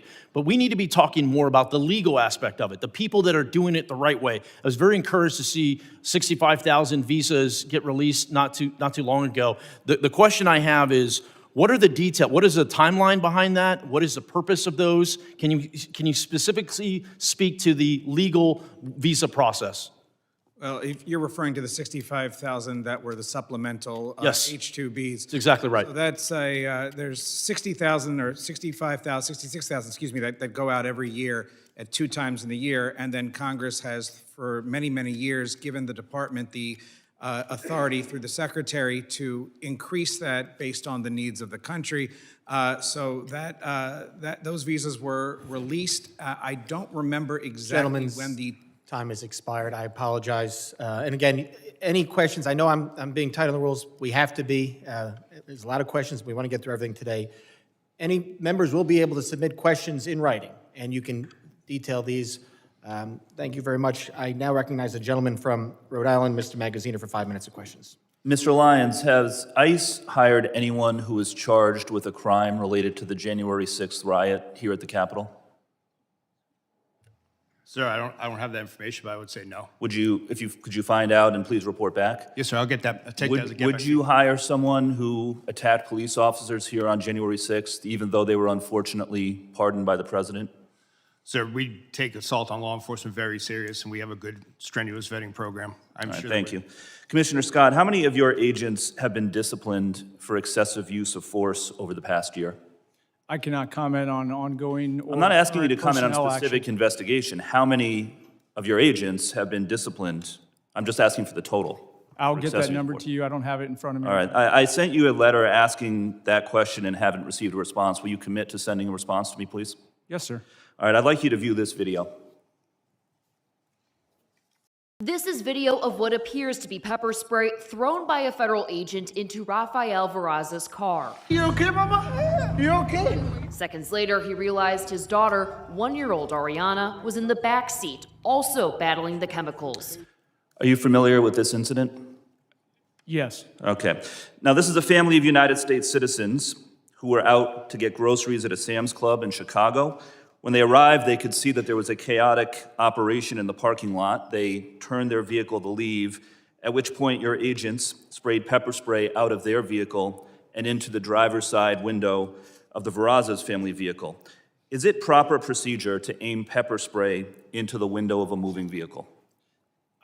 I'm not familiar. I don't have all the details on this. It's an ongoing I'm not asking about investigation, the but to I'm just- answer your specific question, Is it proper we try to procedure? avoid that. No, it's not. Try to avoid it. Because you understand it's dangerous, right? Not just for the driver, but for pedestrians, for other people who could be hit by a car if a driver is blinded, right? I 100% understand that, but you're talking about intentional versus not intentional. Well, now listen. I've been in a vehicle from the in one of video- these situations. Scott, and reclaiming got my pepper time. spray From the in my video, own this face. was clearly intentional, and you know as well as I do that in any other law enforcement agency, if an officer did this, they would be put on leave, investigated, and likely disciplined. Were any of your agents ever investigated or disciplined for this incident? I'll have to get back to you on this incident. I believe it's still an So you don't ongoing know. investigation, but we have at least I'd like 10 to show open you cases. another video. This one is from Minneapolis.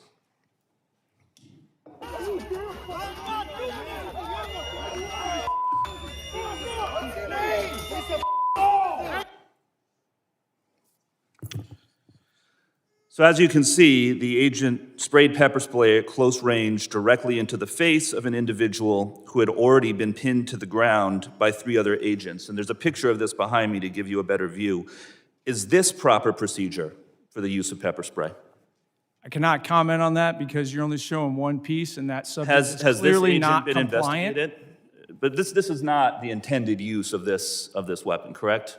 The intended use is to try to avoid escalating. It's to de-escalate All the right. situation. And Well, get he was the already pinned to the individual ground by comply. 3 other agents. I think he had been de-escalated. Is there any investigation into this agent for doing this?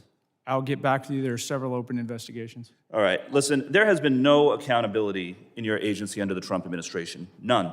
Your agency has repeatedly been caught on tape using unnecessary violence against civilians, and you can't even tell me if any of these agents have been investigated or disciplined.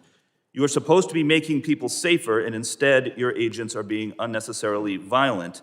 And that is why the Trump administration has lost the trust of the American people on immigration. Understand, it's not just the actions of the agents in the field, it is the lack of accountability from the top that has caused public trust to erode. And there need to be major reforms before we vote to give any of you any more funding.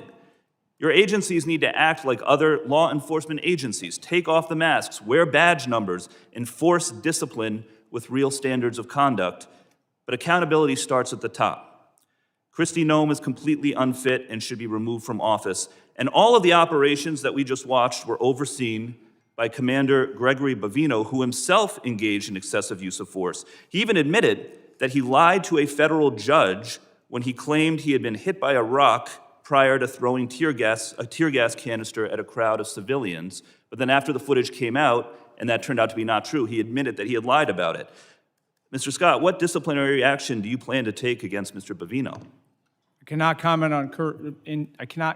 on personnel actions on any. Is there an investigation underway or being considered into Mr. Bavino? Every allegation and every use of force is fully investigated. Well, within please DHS. investigate him. It goes through a review You need board. to and then start enforcing discipline. in Gentleman's your time agency. has expired. I now recognize the gentleman from Alabama, Mr. Strong, for 5 minutes of questions. Thank you, Chairman Garbarino, Ranking Member Thompson, and thank you to all our witnesses for being here today. Let me start with the simple facts. The border is now closed. Fentanyl poisonings are down by more than 35%. I thank each of you for your service to our country.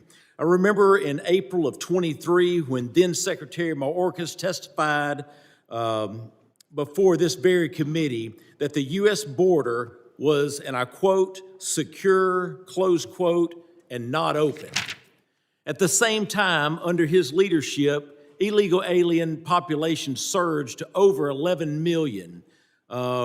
They were coming from more than 160 different countries as migrants were released into our country by the millions. That's what the Biden administration, in concert with Secretary Alejandro Mayorkas, did to America. They sold America out. The consequences of their failures were predictable. When the United States failed to enforce its border, the winners are not legal immigrants or American communities. It's the cartels, drug smugglers, human traffickers, and violent criminals. We didn't need new laws to stop this crisis. We needed a president willing to enforce the laws already on the books. President Trump did exactly that. Another promise made, another promise kept. And today, the number of illegal aliens being released into our country is zero. Zero. That's what it took a president to make the hard decisions, and America is better because of it. So my question is straightforward. Commissioner Scott, was Secretary Mayorkas telling the truth when he testified before this committee that the border was secure? Consistent with my prior testimony, no, he was not. As you stated earlier, the underlying immigration laws haven't fundamentally changed in decades.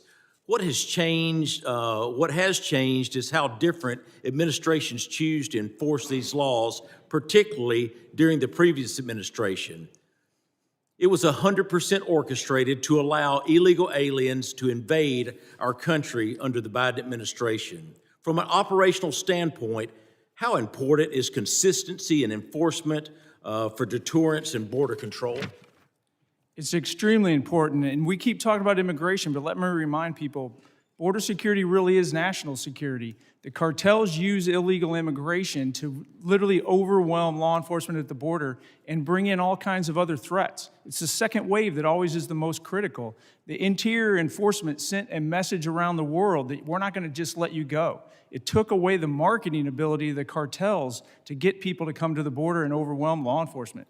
This all works together. It's critically important because it is national security. Thank you, Commissioner. The men and women of DHS deserve our respect and the ability to do their job effectively without mixed signals from Washington. I also want to be clear, I support the men and women who work every day to secure our borders and enforce federal immigration laws. But lately, we've seen growing strain on political rhetoric that goes beyond policy disagreement and targets the legitimacy of law enforcement itself. Rhetoric that puts a target on the backs of agents doing their jobs. Acting Director Lyons, we keep hearing calls from left-wing politicians to abolish ICE. Some, including many who should know better, have denounced federal law enforcement as secret police. How would you respond to these reckless attacks? Sir, I can speak from personal experience, having served multiple administrations, that the men and women of ICE are out there every day doing the law as it's written. What are the consequences of not enforcing federal immigration laws? Sir, if you look at what ICE has done, if you look at the amount of, as I said earlier, the amount of known and suspected terrorists that we removed from the country, we arrested 1,477 this year and removed 1,480. Just that impact alone, along with the 7,800 gang members, makes a significant impact on public safety and national security. Thank you. Turning to you, Director Edlow, the U.S. Citizenship and Immigration Service plays a role in administering legal immigration and protecting the integrity of the system. When immigration enforcement is undermined or treated as illegitimate, how does that affect USCIS's ability to manage lawful pathways, prevent fraud, and maintain public confidence in the legal immigration process? It makes it absolutely impossible, Congressman, and that's why we've done everything we can to administer that system now and to not cut corners that were previously cut during the last administration. Thank you. Mr. Chairman, I yield back. The gentleman yields back. I now recognize the gentleman from New York, Mr. Goldman. 5 minutes of questions. Thank you, Mr. Chairman. Mr. Lyons, what guidance have you given to your agents about asking people walking on the streets of America to show proof of citizenship? Sir, as I stated earlier, the men and women of ICE, deportation officers, special agents, we conduct targeted intelligence-driven operation. We don't walk around on the streets asking people about their American citizenship. Really? So all of those individual American citizens who have been randomly asked are lying. Is that what you're saying? Sir, if the men and women of ICE are conducting an investigation, whether it be for Title VIII immigration enforcement or Title 18 criminal enforcement, they'll ask someone their nationality. Right, but that's not targeted because they're asking all sorts of American citizens, including off-duty law enforcement. Now, have you directed at any point your agents under the Supreme Court's racial profiling ruling to only stop non-white people and those who look like immigrants to ask for their citizenship papers? No, sir, I haven't. Now, you are aware, of course, and there's well-documented, numerous well-documented instances of people, American citizens, being asked to show and prove their citizenship. Do you know what other regimes in the 20th century required similar proof of citizenship? Yes, sir. What? Sir, there was various nefarious regimes that did that. Is Nazi Germany one?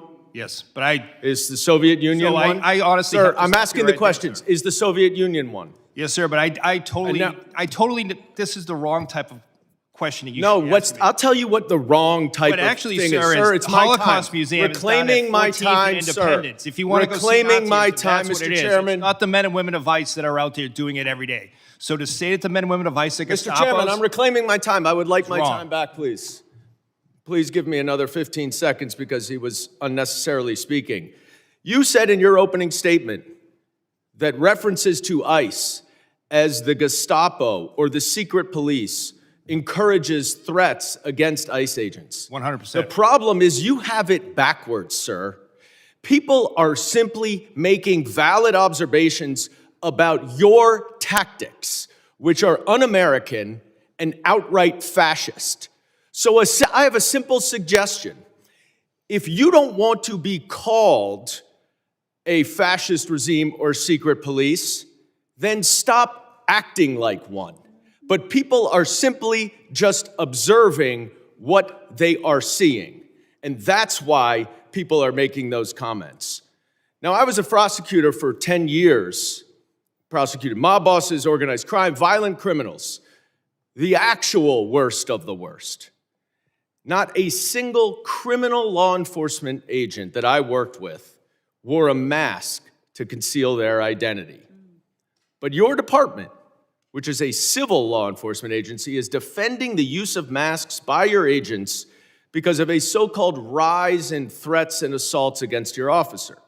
Now, you said in your opening testimony that assaults against ICE officers are up by more than 1,400%, which is now even more than the 1,300% that your gaslighting spokesperson, Tricia from Ohio, has recently been citing.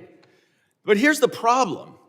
There are two separate, very detailed, very thorough investigative reports based on your own data that both conclude that assaults against ICE officers are up about 25%, which is far less, of course, than you assert, and far less than you would expect from an agency that has more than doubled its hiring and has an even greater increase in arrests.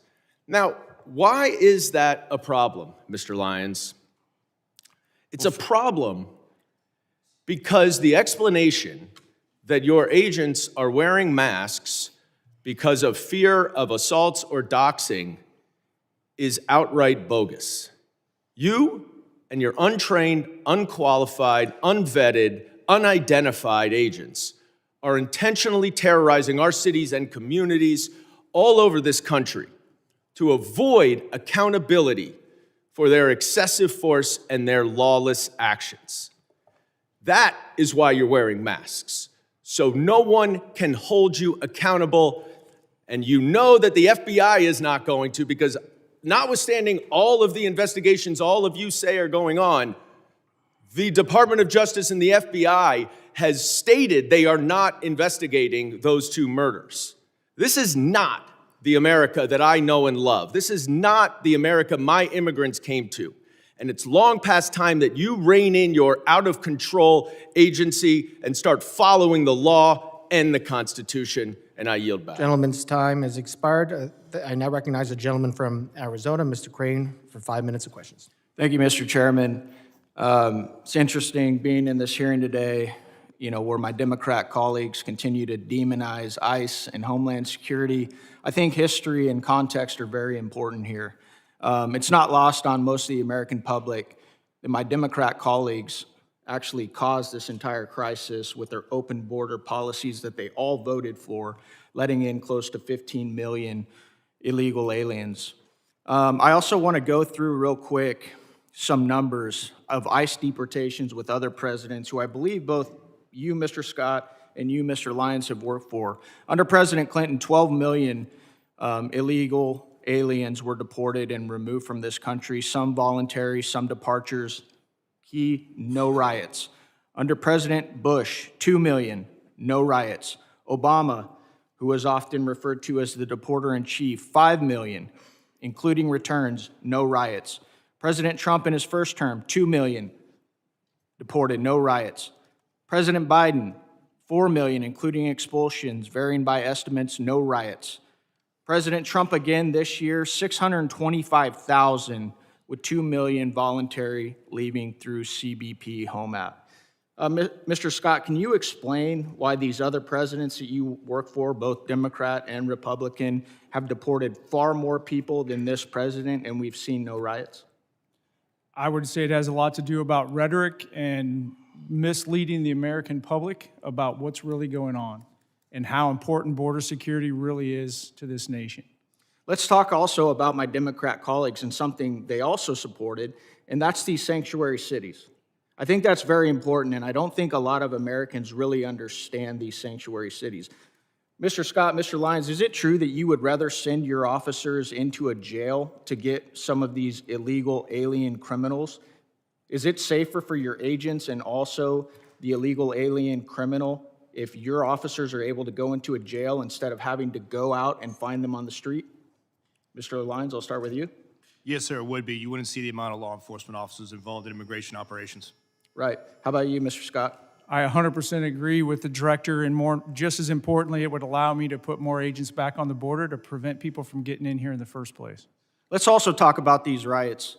Mr. Scott, Mr. Lyons, do you guys remember any riots, when for some of these victims that were assaulted and victimized by illegal alien criminals like Nate Baker, Laken Riley, Fletcher Harris, Skylar Provenza, Ivory Smith? I've got a whole list of them. Do you remember any riots from our Democrats or their constituents when any of these American citizens were victimized by illegal alien criminals? No, sir.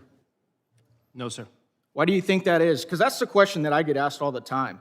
Congressman, why do the Democrats care more about illegal alien criminals than they care about these American citizens, many of them who are young, have their entire lives ahead of them, didn't show up to a protest, right, to obstruct federal law enforcement. They're just going about their daily lives and they get victimized by people who aren't supposed to be here. Why do you think they don't care about American citizens? I cannot speculate, but when I look at the chaos that it creates and the corrosive nature that it creates, I go beyond the politics of the United States and I look at our nation-state adversaries like Iran, Russia, and China and their influence on social media to keep this negative discourse going. And I think this is a much bigger issue than we're actually admitting that it is in here. I want to tie this together to something that's very pertinent that's going to happen this week here in Congress, where the American people are going to see the bookend of what's going on. We are going to attempt to pass the Save America Act, okay? Which requires documentary proof of U.S. citizenship to register to vote.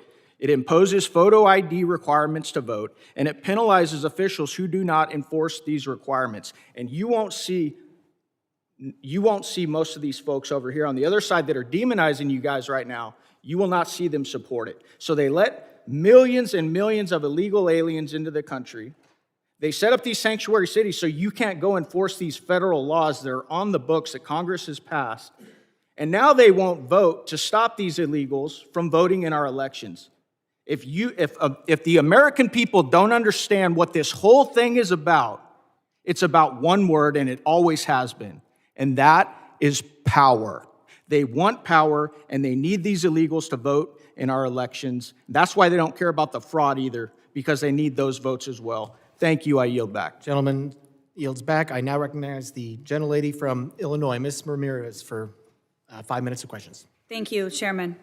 My mother, a Guatemalan immigrant and an American, taught me that I have the responsibility to look evil in the eye and to fight it back. Mr. Lyons, Mr. Scott, Mr. Edlow, you have used your power to perpetrate great evil. And it's about time you answer this committee for the lawlessness that you've empowered and defended in your testimony. Mr. Lyons, I want to start with you. And I want to talk about ICE. Because under your leadership, ICE has shot and killed Silverio Villegas Gonzalez and Renee Good, violated nearly 100 court orders in January alone. You've used banned chokeholds in more than 40 cases, engaged in warrantless arrests despite of a consent decree, and you used children as bait to put 3,800 children in detention. You created traps for people at immigration court who were following the law and doing it the legal way. And you broke the law by entering into people's homes without a judicial warrant in violation of the Fourth Amendment. Now, let's talk about you, Mr. Scott, and CBP next. Under your leadership, CBP has attempted to execute Marimar Martinez, shooting her 5 times and not releasing the footage that you should release so that we can see the evidence, murdered Alex Preddy, used chemical agents dozens of times in Chicago after a judge ordered you to stop, conducted warrantless surveillance and racial profiling, and acted with total disrespect and disregard for the law while engaging in roving patrols, plate switching, dangerous traffic maneuvers, and observer intimidation. Again, criminals act with that total disregard for the law, and we continue to see it. You would both have us talk about respect for your mission and your agents, but your agencies are unaccountable, paramilitary forces, and I have just as much respect for you as I do for the last white men who put on masks to terrorize communities of color. I have no respect for the inheritors of the clanhood and the slave patrol. Those activities were immoral then and criminal, and so are yours. And that brings me to you, Mr. Edlow, and USCIS. Truly, USCIS is the most disappointing part of this whole panel for me. Mr. Edlow, let me ask you a question. Is USCIS's mission to uphold America's promise as a nation of welcome and possibility with fairness, integrity, and respect for all we serve? Yes or no? Is that the mission? Congresswoman, the mission is to administer the lawful immigration system. Okay, so let me move on. So it is not for the possibility of fairness, integrity, and respect. I get that. I want to tell you about Stephen, my constituent, Mr. Edlow. Stephen is a 14-year-old with autism who is seeking asylum. This child has spent 60 days in detention center after he was detained with his dad at a check-in. Let me ask you this.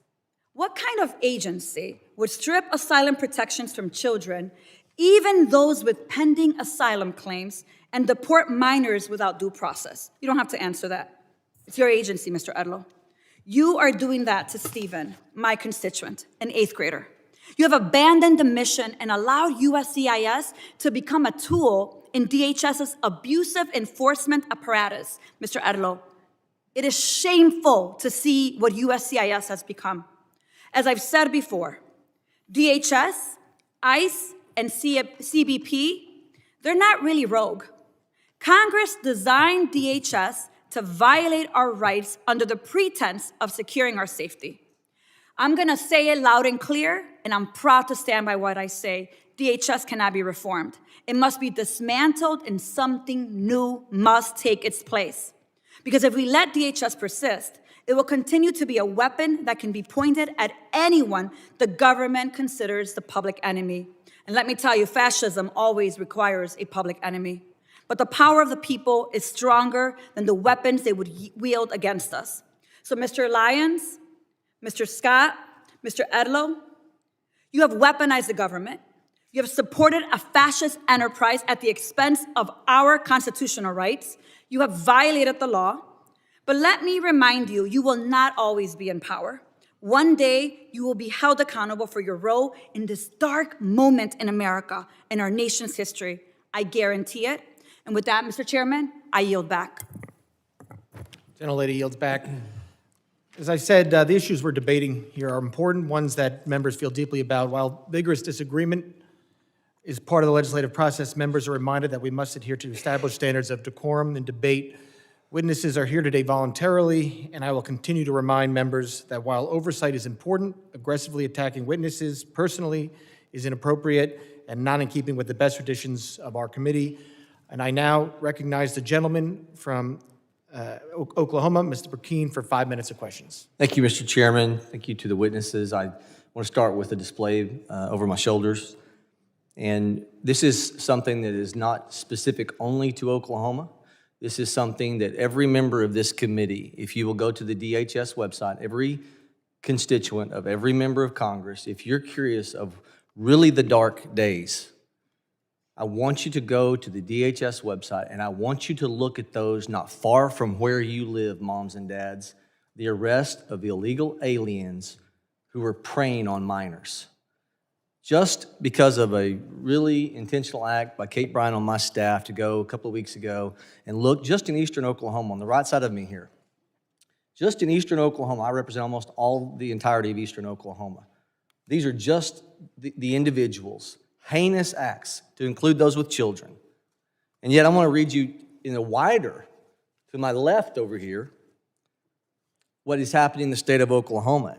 This person was picked up. Angel Nick, sexual exploitation of a minor. Renton Andrew, molestation of a minor. Chan Truding, child fondling. Feliciano Garcia, enticement of a minor. Caetano Lopez, statutory rape. Erasmo Avila, rape and lewd acts with a minor.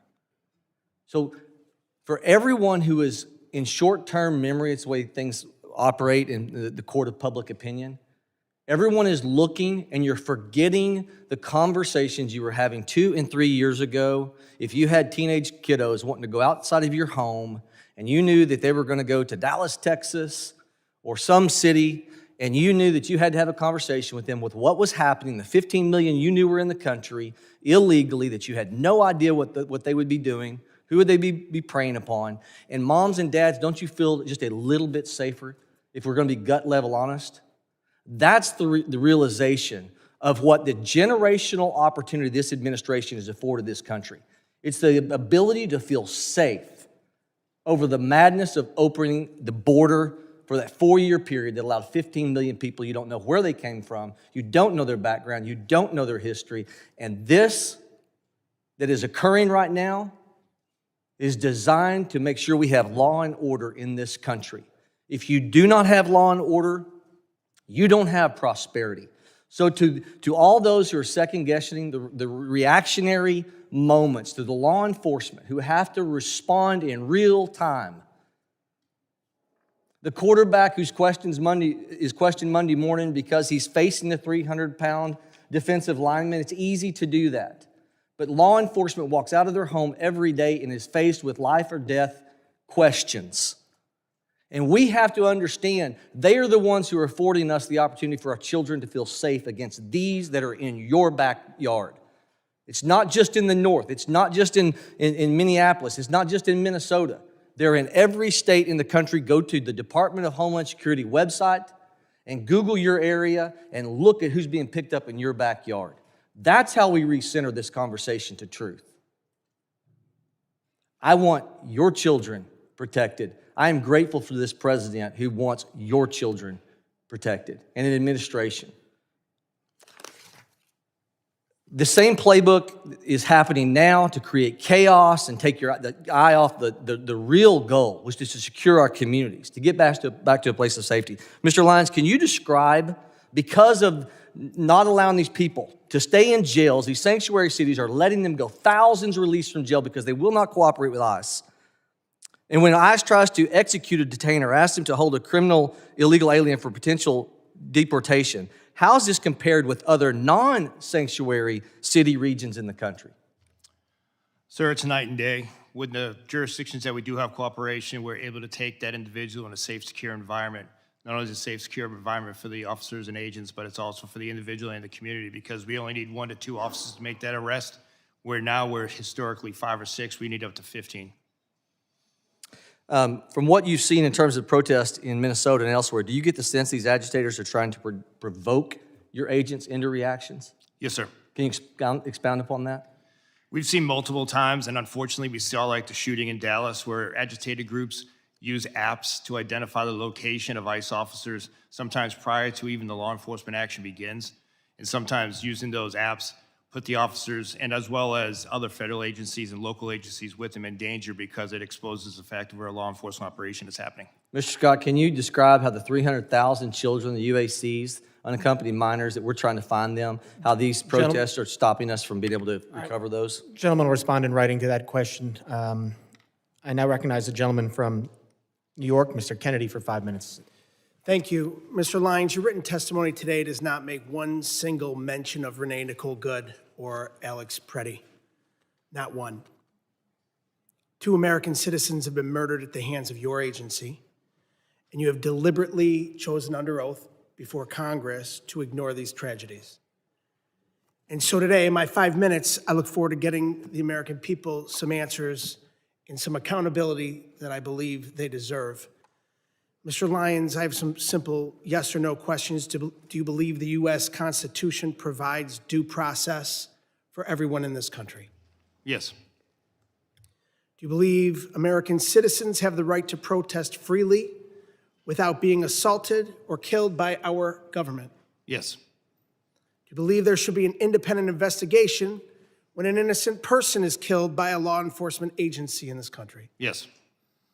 Do you believe your agency has a legal obligation to follow court orders? Yes. Well, Mr. Lyons, you have a very strange way of showing it, with a federal judge finding that your agency is in violation of 96 orders in 1 month alone, and that's just Minneapolis, Minnesota. This administration and the agencies represented before us have shown a complete and utter disregard for the law and the Constitution. Renee Nicole Good and Alex Preddy, both American citizens, both dead at the hands of federal agents. Alex Preddy was a VA ICU nurse who dedicated his life to healing people, healing veterans. I worked as an occupational therapist for over a decade. In that video that we've all seen, it was Alex Preddy who was doing what healthcare workers do, what nurses do. They help people who are hurting, help people who are in trouble. In this case, helping a fellow peaceful protester who was shoved to the ground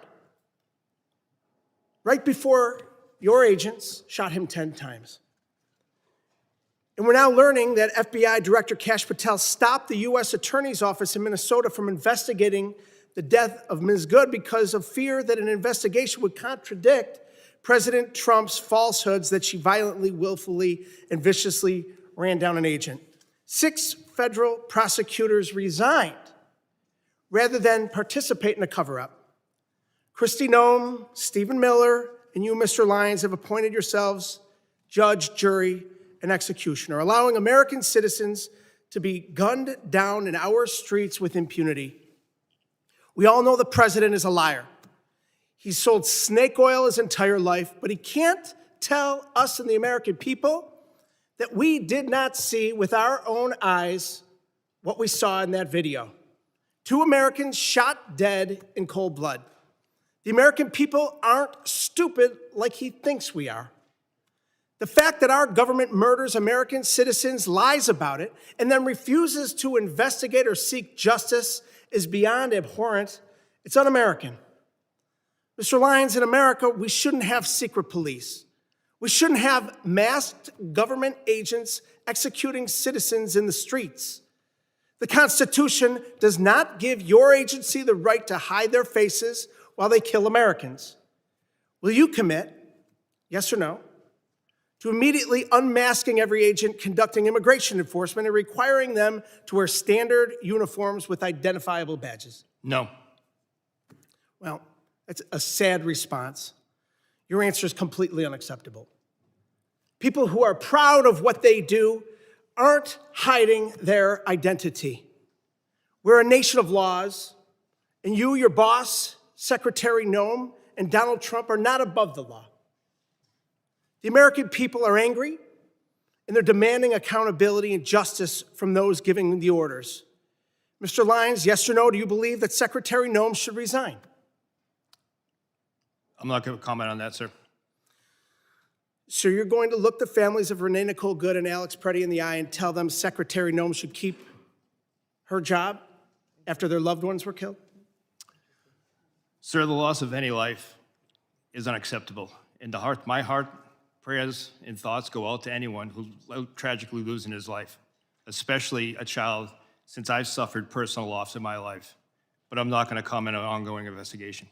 Well, Mr. Lyons, the American people are watching. Your unwillingness to demand accountability from your own leadership speaks volumes. 2 American citizens Gentleman's are dead. time is expired. The American people deserve Gentleman's accountability. time is expired. Members are reminded that we must adhere to established standards of decorum in debate. It is a clear violation of the rules of the House to make statements that might be personally offensive to the President or the Vice President of the United States. I now recognize the gentlelady from South Carolina, Ms. Biggs, for 5 minutes of questions. Thank you, Chairman Garbarino, and thank you to our witnesses. A big thank you for what you do each and every day to secure our border and to carry out the will of the American people. You know, this Trump administration and the CBP and ICE, they've done a stellar job of securing our border. And we can just look at the numbers. They tell the facts. Crossings are down from a high of over 300,000 a month under President Biden to around 10,000 a month under President Trump. However, the lax border policies of the Democrats have flooded our country with tens of millions of illegal immigrants. This invasion was facilitated by sanctuary cities. Most cities will hand over criminal aliens with a deportation order to ICE, but sanctuary cities refuse to do so, often releasing them back into the public around our communities, our children, and making it unsafe. Cities like Minneapolis pick and choose which laws they want to enforce, and by doing that, they place our federal law enforcement in danger, forcing ICE agents to make arrests out in public, something that could be avoided if sanctuary cities simply cooperated with the federal law. At the same time, radical leftists have stirred hysteria over routine immigration enforcement, calling immigration officers the secret police and even the Gestapo. Let me be very clear. This rhetoric has consequences.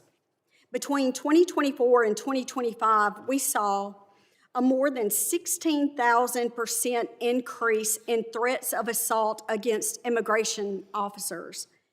and over 8,000% spike in death threats targeting those who enforce our laws. In Minnesota alone, there have been over 60 threats and 20 assaults to ICE officers. Just think about that if you were going to work every day and had to deal with that. Sanctuary cities, they choose criminals over citizens. My bill, the Mobilizing Against Sanctuary Cities Act, would cut off every single federal dollar to any city that helps illegals instead of law enforcement. Mr. Lyons, my question is to you. Why should taxpayers fund far-left politicians who put your agents at risk? Ma'am, unfortunately, what we've seen over and over is just the fact that there's so much rhetoric out there against the work the men and women of ICE have done. Again, going back in my career, this is my second decade, multiple administrations, and it's never been like this. And the actual public safety impact that the men and women of ICE do every day is significant, and it should still be true for all 50 states. Thank you. So I want to take it a little closer to home. What's happening in my district, the 3rd District of South Carolina, it should alarm every single individual. These are real crimes committed by individuals illegally in our country, right here in our communities, confirmed by the Department of Homeland Security. We heard a little bit from my colleagues earlier. So let me just give you a few of the worst. Vehicular homicide, child cruelty and indecent exposure, armed robbery, assaulting a police officer with a weapon, and making terrorist threats. And I could go on and on. We're also seeing convictions for drug trafficking, burglary, forgery, repeated illegal re-entry, and more. And this is what I consider chaos. And it's the direct result of open border policies that put American lives at risk. But amid all of this, we're seeing true heroes step up. Our federal immigration officers are on the front lines of securing safety and prosperity for us and for our children. They've been given a difficult task, but they are up to the job and certainly meeting the demands. We stand behind our immigration officers and their historic mission to restore the rule of law to the United States. And right here at home, our local law enforcement is rising to meet the challenge, and I'm very grateful to them. So just look at Anderson County Sheriff's Department, which you'll see in the photo behind me, which recently seized 180 pounds of cocaine. That's 180 pounds of deadly drugs that will never reach our streets, thanks to the courage and commitment. So I just want to say thank you, and I'm grateful for the job that you do. Gentlelady yields back. I now recognize the gentlelady from New Jersey, Ms. McIver, for 5 minutes of questions. Thank you, Mr. Chairman and Ranking Member. Mr. Lyons, as the senior official lead in ICE enforcement, much of today's scrutiny falls on you, and it should. We have seen repeatedly that Republicans, Trump administration, its DHS, and your agency will do absolutely anything to avoid answering for your actions. When I showed up to inspect Delaney Hall, a private prison that you contract with, ICE tried not to give us an oversight tour. Then, instead of taking accountability for ICE's attempts to keep us from seeing this facility's conditions to know if people's basic rights were being upheld, this administration is doing all they can to try to put me in prison for 17 years. When ICE shot and killed Renee Good, Kristi Noem called her a domestic terrorist. When Alex Preddy, you all tried to tell us he was threatening officers with a gun, but all we saw was a phone. This administration's clear lies fell apart, not because someone had a come to Jesus moment, but because we saw these murders from every angle. You are only here because public outrage has become so unavoidable. You are here, Mr. Lyons, because white people are getting shot in the face and chest when the cameras are rolling. Because now my Republican colleagues care about optics. But when Keith Porter Jr., a Black American citizen, a son, a father, and a man loved by many was killed by an off-duty ICE agent on New Year's Eve, there were no hearings. So this is for him today. In my district, Jean Wilson Brutus, a Haitian immigrant, a beloved family man, died within 24 hours of being in ICE custody. He is just one of more than 30 people who have died in ICE custody last year. This is for all of them.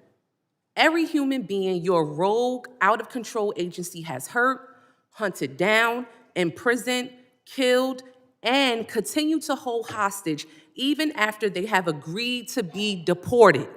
We know this administration doesn't care about protecting people or sparing lives. We all see so plainly what you are doing, what you have been doing to Black and brown folks, immigrants, people silenced in the shadows, now in broad daylight, to people peacefully rejecting your cruel agenda in the streets, which is their right to do. This is the despicable but predictable result of an agency that laughs at oversight, receives billions to deploy lethal force on our neighborhoods, and seems to believe that they are above the law and should be without accountability. This administration believes it can act first, explain later, or hell, never explain at all, as we see here today. You all seem to think you are the highest power who decides which people deserve dignity, protection, due process, but you are wrong. We are here for answers. We are here for accountability, and we are here because people are dying. Let me repeat that. People are dying, and you don't seem to care. So, Mr. Lyons, I've heard my colleagues ask many questions over and over again, and you cannot answer them. So let me ask you some questions that you may be able to answer. Mr. Lyons, do you consider yourself a religious man? Yes, ma'am. Oh, yes. Okay, well, how do you think Judgment Day will work for you with so much blood on your hands? I'm not going to entertain that question. Oh, ma'am. okay, of course not. Do you think you're going to hell, Mr. Lyons? I'm not going to entertain. Of course not. How many government The gentlelady will agencies- suspend. The how many- gentlelady will suspend. Chairman? A gentlelady will suspend. As I said, the issues we're debating here are important to ones that members feel deeply about. Thank you, While Chairman. vigorous disagreement is part of the legislative process, members are reminded that we must adhere to established standards of decorum and debate. The witnesses are here voluntarily, and I will continue to remind members that while oversight is important, aggressively attacking those witnesses personally is inappropriate and not in keeping with the traditions of our committee. Mr. Chairman, I'm just asking a question. You guys are always talking about religion here in the Bible. I mean, it's okay for me to ask a question, right? But let me continue on. I got your note. All right, the gentlelady may resume. Thank you so much. Let me get back to my question, Mr. Chairman. Thank you. I appreciate you. How many government agencies, Mr. Lyons, are you aware of that routinely kill American citizens and you still get funding? Ma'am, I'm not going to entertain that. Of course you're not. Exactly. Exactly. Once again, questions that you cannot answer. And that is exactly why, Mr. Chairman, and to this committee, to my colleagues, and to my colleagues across the aisle, this is exactly why we should not be funding this agency. The people are watching you. They are watching you. And this is why we need to abolish ICE. With that, I yield back. Thank you kindly. Gentlelady yields back. I now recognize the gentleman from Colorado, Mr. Evans, for 5 minutes of questions. Thank you, Mr. Chairman, Ranking Member, for this important hearing. This past year has been historic for national security thanks to the joint work between the agencies present today and our Republican colleagues. The Big Beautiful Bill unlocked billions of dollars to finally secure the border and deliver much-needed support for law enforcement officials who keep us safe every day, slashing things like the scourge of overdose deaths that claimed approximately 400,000 lives under the previous administration, and this is despite increasing violence against federal officers, which has been inspired by fear-mongering from the Democrats. As a soldier for 12 years, as a cop for 10 years, and as the only Latino in Colorado's delegation, it's been my long-standing position that with a secure border, we must use all available resources to target the worst of the worst, violent offenders like murderers and rapists, and so-called non-violent like drug dealers and thieves and child porn producers. Get the gangsters, not the grandmas. Director Lyons, is ICE's priority the apprehension and removal of criminal non-citizens rather than the broader population of illegally present individuals? Yes, sir. ICE's continued focus is on the criminal aliens that are in our neighborhoods. Thank you. Unfortunately, Democrats in my state in Colorado champion soft on crime sanctuary policies at the state level and in cities like Denver, which borders my district. These policies not only impede federal investigations that target cartels, gangbangers, entities like Tren de Aragua, MS-13, the Sinaloa cartel, but they also endanger our communities by releasing dangerous criminals back into the streets who continue to traffic drugs, steal cars, intimidate families, and recruit children. In fact, fentanyl overdose rates in Denver are going up in 2025. It's common sense that when local or state police arrest an individual for a crime, those officers should be able to obtain basic information about the arrestee, and those state and local officers should then be allowed to share information with federal law enforcement to communicate threats, honor detainer requests, and work together to ensure national security and public safety. So, Director Lyons, can you please explain how ICE works around sanctuary policies to go after the worst of the worst? And do these sanctuary policies that release criminals back into the community increase or decrease ICE's presence in the community and the temperature of the interactions that ICE has with the community? Sir, when we deal with sanctuary jurisdictions, we do have to have more law enforcement officers in the street. Like I said earlier in my testimony, we'd much rather have the chance to take a aggravated felon, repeat DUI offender into custody at a prison, local jail, or some type of lockup environment where it's safer for my officers and for not only the individual, but that community as well.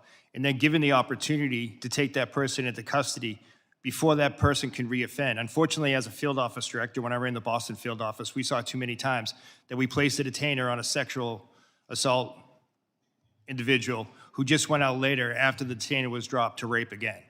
And that is why we need cooperation at all levels, especially the local and state. Thank you.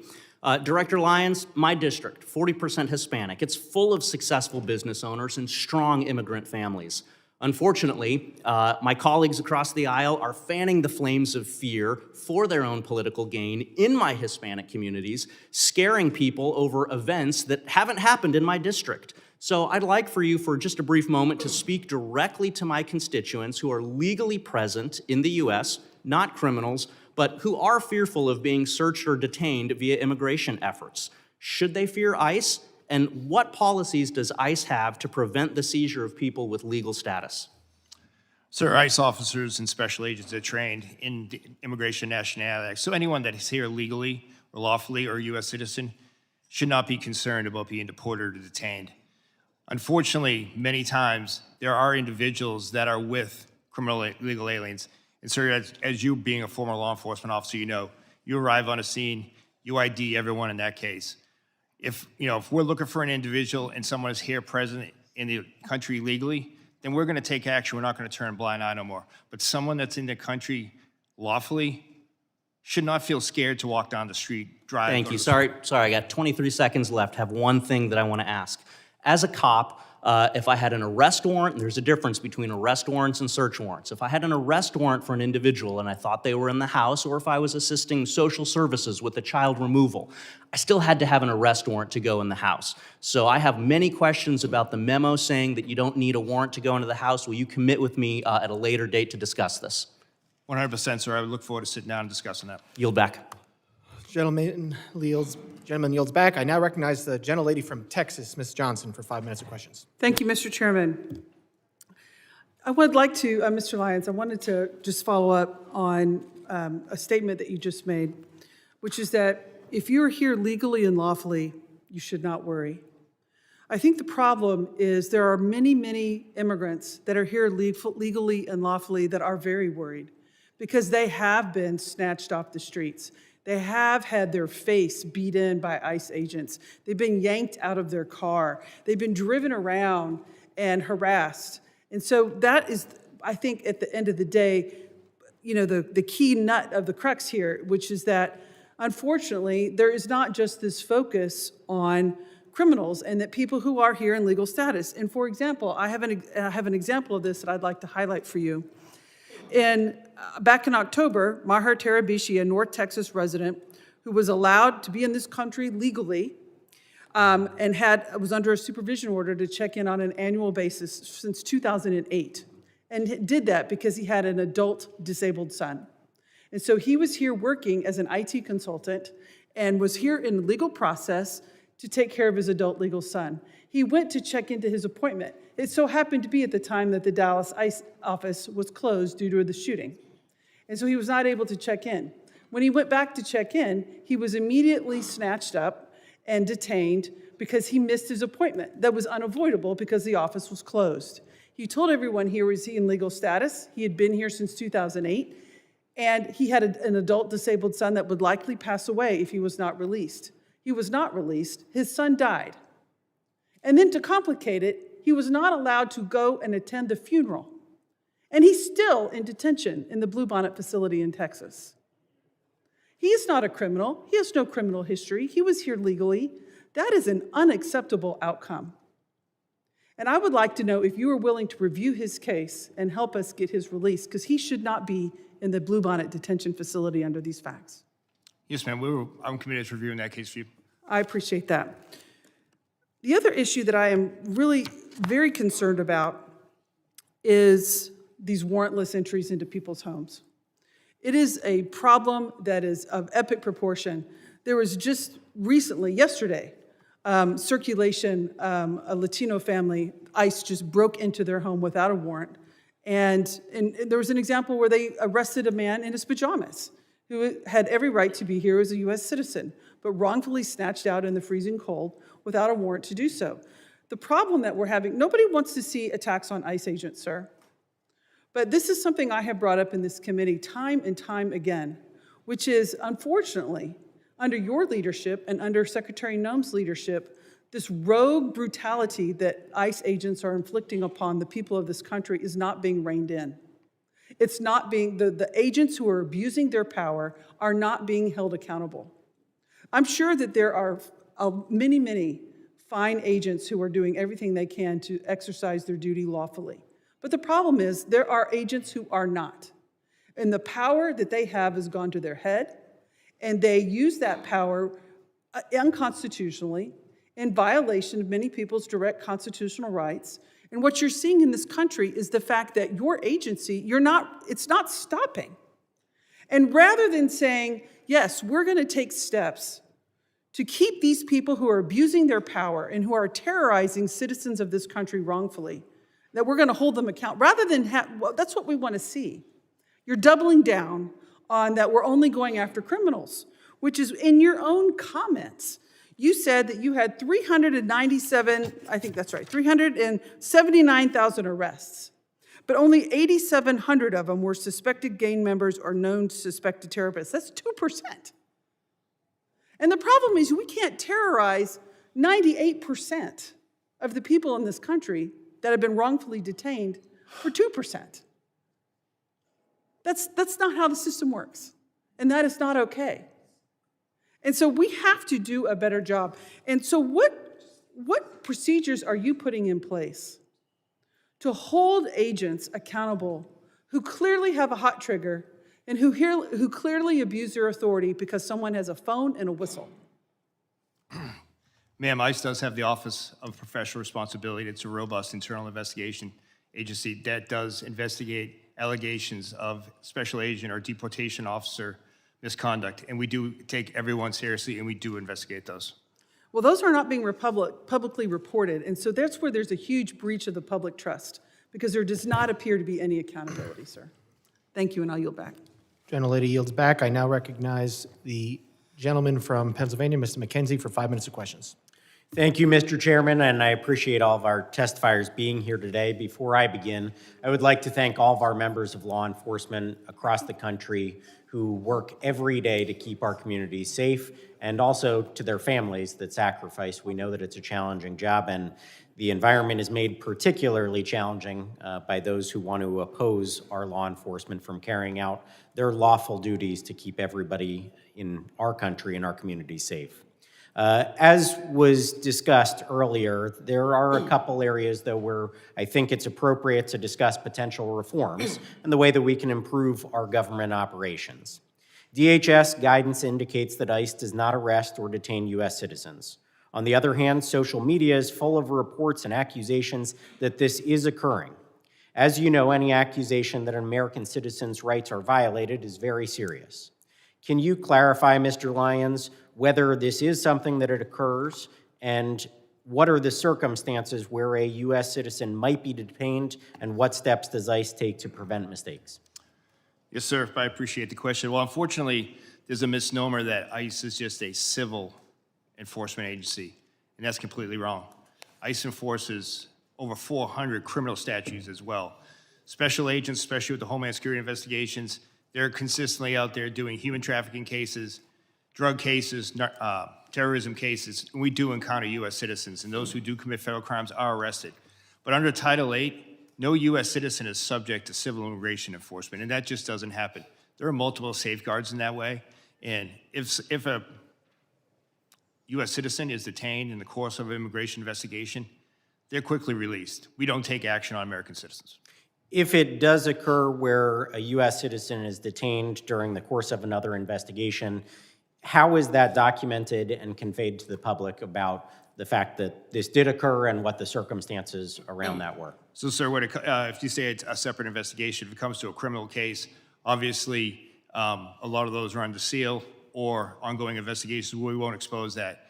But we're transparent in the case when it comes to any U.S. citizens that's detained in any law enforcement operations that's subsequently arrested. I appreciate that. I think greater transparency could be beneficial for both the American public and everybody involved here if we clearly articulate what occurred in many of these instances. I've seen it myself when I'm looking into local issues in our community. There are oftentimes two sides to the story, and when it is actually conveyed what did occur and why it occurred, there's a greater understanding in our local community of the law enforcement activities that occurred.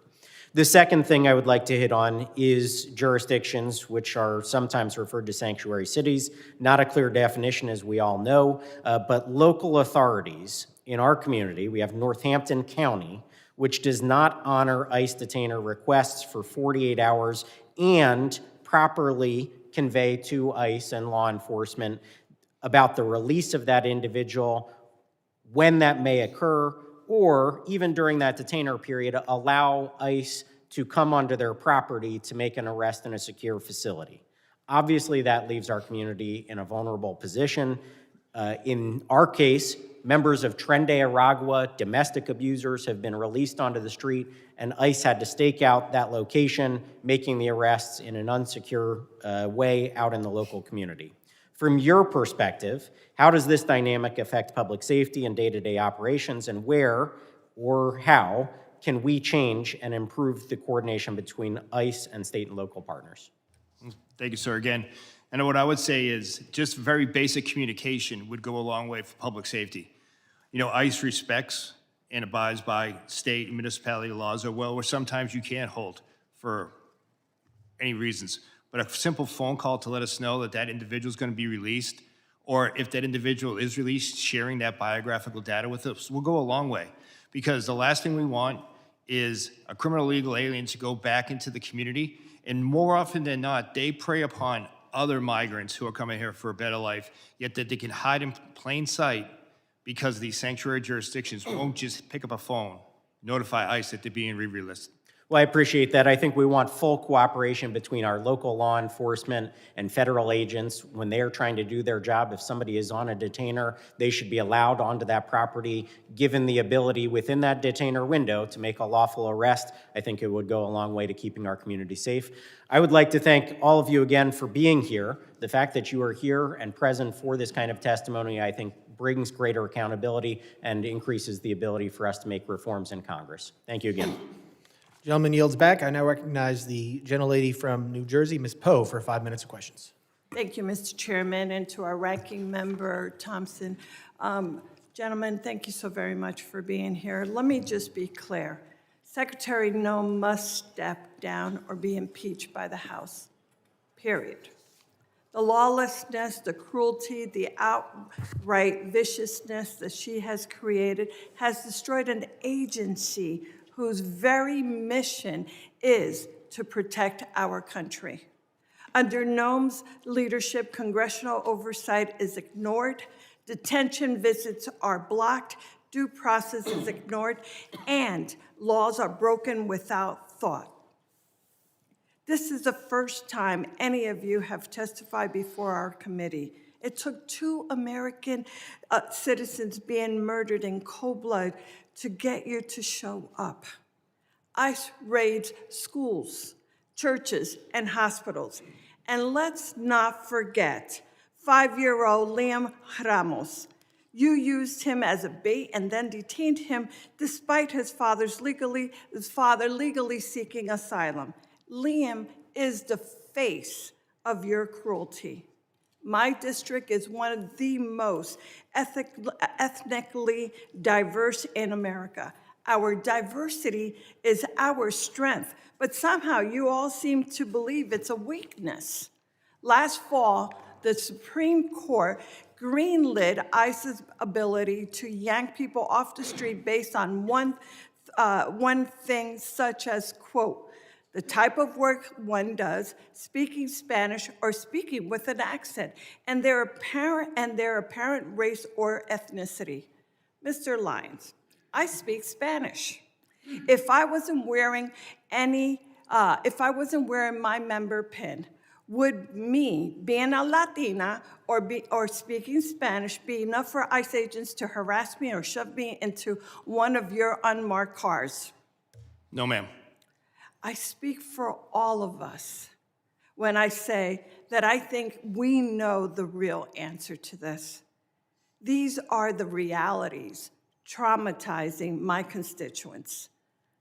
We know that ICE is transferring New Jersey detainees to other states like Texas, ripping them from their families and leaving them unable to challenge their detention. Mr. ICE, yes or no? I'm sorry, Mr. Lyons. Yes or no? Ma'am, I'm sorry. Will you provide us with a list of people ICE has transferred from New Jersey to other states so that I can inform their families where they are? Yes, ma'am. These are people like my constituent, Lee Cordilla, whose ICE shipped to Texas and continues to detain despite 2 judicial orders compelling her release. Over the weekend, Lee Cow was hospitalized for 72 hours while her family had no idea where she was at, nor the status of her condition. Mr. Lyons, would you be willing to look into this to make sure to release my constituent? Why have we failed? Why have you failed to inform her family where she was sent and the status of her condition? When will she be freed? Yes, ma'am, you have my commitment that I'll look into that. Thank you. Now soon, Mr. Lyons and all of you, my district will host the World Cup matches and hundreds of thousands of visitors will come. Visitors' confidence is plummeting and jeopardizing the World Cup. Mr. Lyon, will you commit to ensure that pausing its operations and raise at FIFA matches and other FIFA-sanctioned public events? Ma'am, ICE, specifically Homeland Security investigations, is a key part of the overall security apparatus for the World Cup. We're dedicated to securing that operation, and we're dedicated to the security of all our participants as well as visitors. You realize that if they feel that they're going to be wrongfully incarcerated or wrongfully pulled out, that's going to hurt this entire process. I hope you realize that. Yes, ma'am, and ICE is dedicated to ensuring that everyone that visits their facilities will have a safe and secure event. Without these assurances, our local communities and national reputations will indeed be suffered. Thank you, Mr. Chairman. I yield back. Gentlelady yields back. I now recognize the gentleman from North Carolina, Mr. Knott, for 5 minutes of questions. Thank you, Mr. Chairman. Using the trope, diversity is our strength as an excuse for lawlessness is unbelievably naive and dangerous. Nobody in this room would say that diversity is a bad thing. Lawlessness is a bad thing. Law and order is much more of our strength than open bordered policies that welcomes anybody with no vetting. And when you get down to the nuts and bolts of this issue, We would not be having this hearing if the Democrats attacked illegal immigration with the same vigor that they're attacking law enforcement and the men at this table. That's a fact. And it's worth noting that the dishonesty in framing these issues has been unbelievably obvious. It's been consistent. And just as an anecdote, Mr. Lyons, was Liam used as bait by your agency? No, sir. Actually, law enforcement officers took care of the child after the father abandoned him at a... Walk us through what that means. So, sir, the individual that was driving that vehicle with Liam was in fled from the scene from the officers. He was obviously upset. We comforted him. The officers actually placed him in one of our vehicles, played his favorite song, favorite music. Then they took him to McDonald's. You all got him McDonald's. So you all did not abduct him. You did not use him as bait. Any characterization of that is a lie. And it has been repeated over and over by the Democrats to frame your agency. You know, it's worth noting again that the Democrats fought to prevent any vetting of 20 million illegal immigrants into this country over the last 4 years. They attack agents rather than those who are assaulting agents today.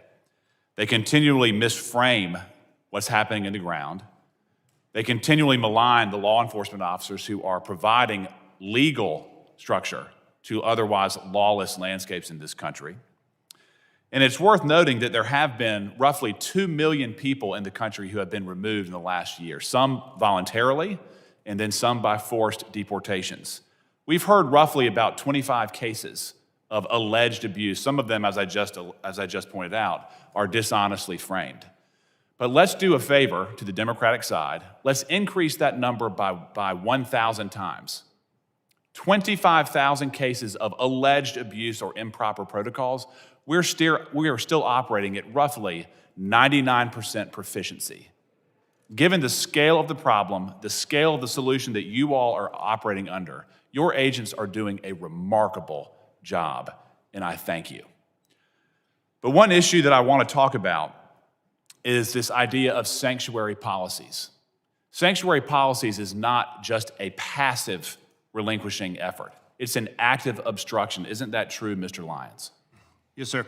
And what I mean by that is, when I say it's an active, to be specific, there are sanctuary states and cities that will release violent criminals rather than handing them over to pursuing federal law enforcement. Isn't that correct?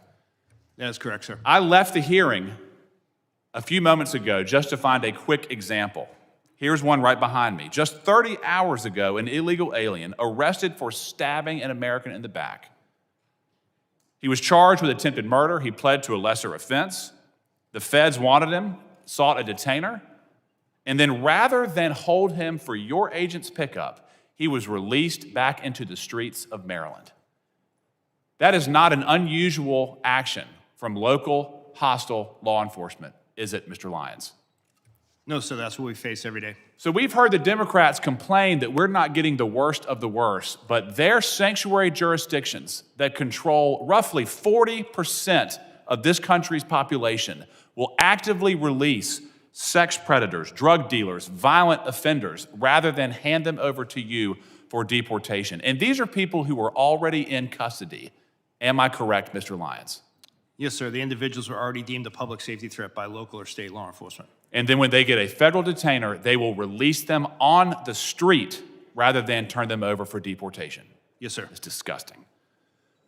Mr. Scott, I want to talk to you briefly. I'm running out of time. How many cities does your agency operate in? We operate nationwide. Why is it that there is so much tension in Minneapolis, St. Paul right now? Because paid agitators are actively trying to stop law enforcement action. Without that, you wouldn't even have any idea most of these arrests were taking place. In many parts of the country, local law enforcement assists your efforts to bring legal structure to these lawless areas. Isn't that correct? That's correct. And when order is maintained, you can do your job peacefully, correct? Correct. And all we've ever asked is for law enforcement to do their job, not necessarily. In Minneapolis, St. Paul, local law enforcement in some cases have been prohibited from maintaining order so you can do your job. Isn't that correct? Correct. Gentleman's time is I yield back. expired. Thank you. I now recognize a gentleman from Virginia, Mr. Walkinshaw, for 5 minutes. Thank you, Mr. Chairman. Director Lyons, your opening statement referenced the importance of protecting children, and I'm glad to hear your commitment to that. I want to focus on one of President Trump's mass deportation policies that the experts say harms children: child detention. In this administration, under your watch, ICE has booked nearly 4,000 children. And 1,000 of them have been held longer than the court-ordered 20-day limit. Recently, ProPublica obtained handwritten letters and drawings from children detained by ICE. These are letters from children describing what it feels like and what it does to them when the government locks them up. This is Ariana. She's 14 years old, detained for 45 days. Since I got to this center, all I feel is sadness and mostly depression. This is Mia, 7 years old. I don't want to be in this place. I want to go to my school. This is Scarlett, 17 years old. I feel very bored and overwhelmed because I am locked up. This is Gabby, 14 years old. I feel so much sadness and depression of not being able to leave. This is Maria, 9 years old. Me and Dilly am not happy. Please get me out of here.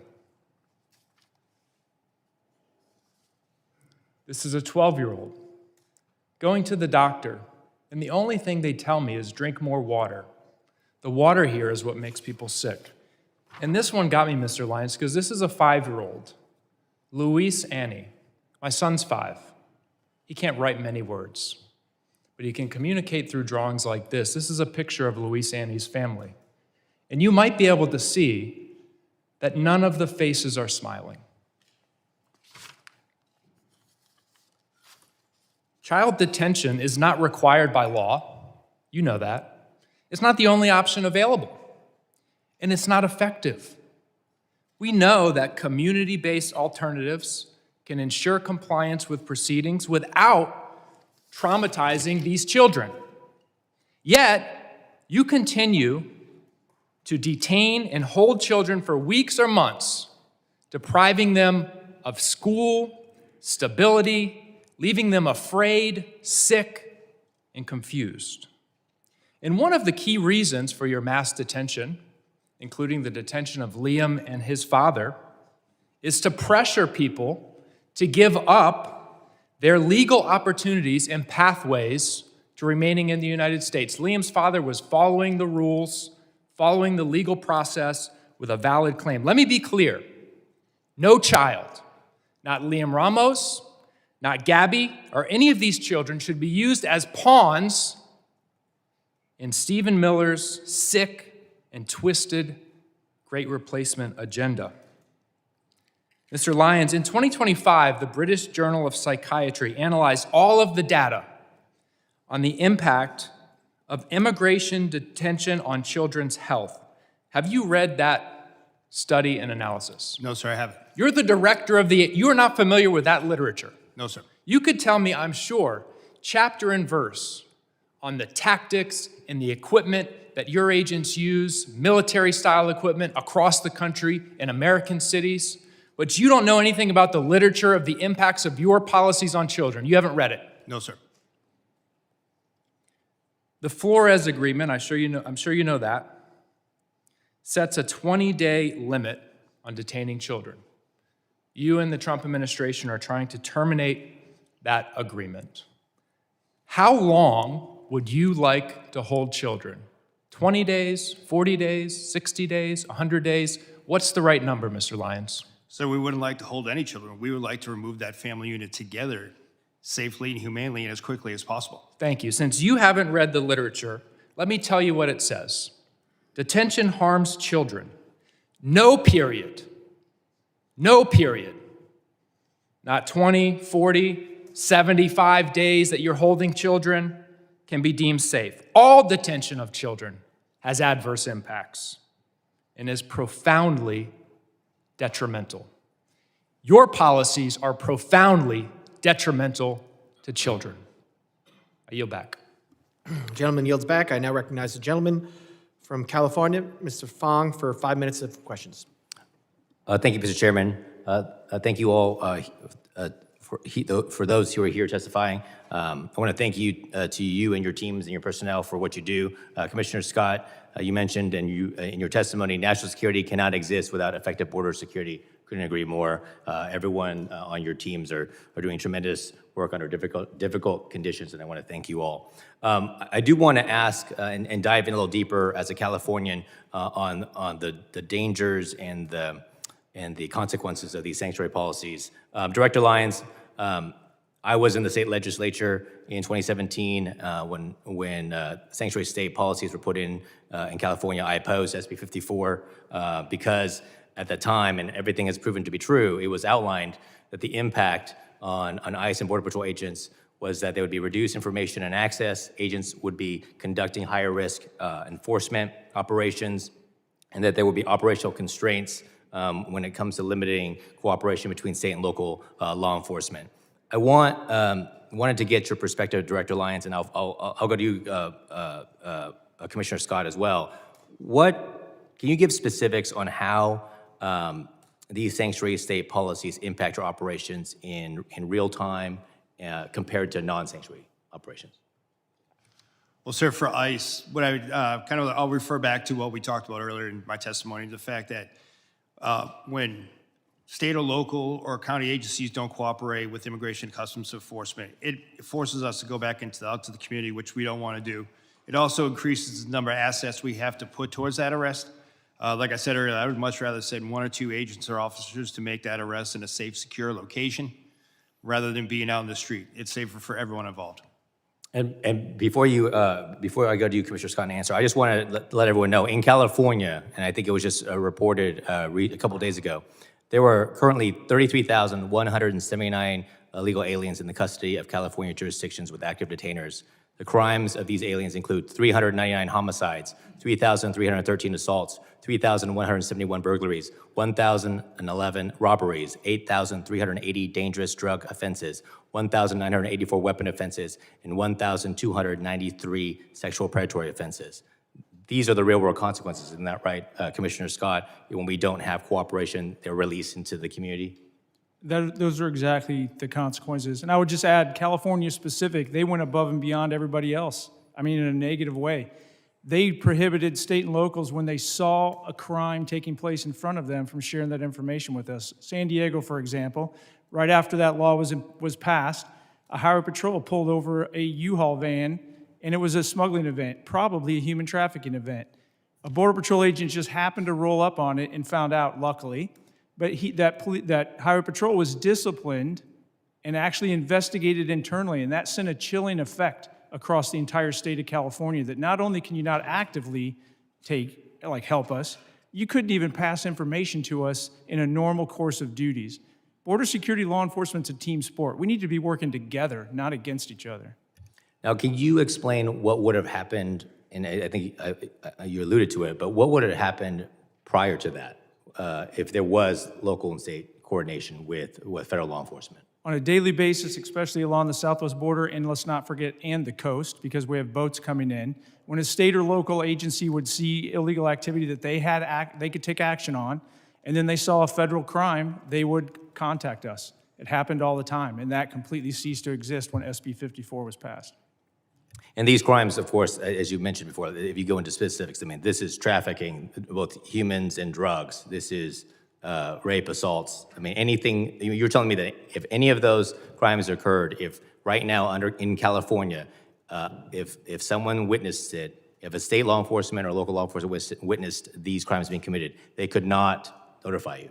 They have some felony exceptions, but in most cases, you don't know until you start asking questions if it's just a smuggling event or a human trafficking event. Until you actually pop the trunk of the vehicle or the back of the car, you don't know what commodity is back there, if it's people or something else. It put a chilling effect beyond the actual written language on any kind of cooperation in the state.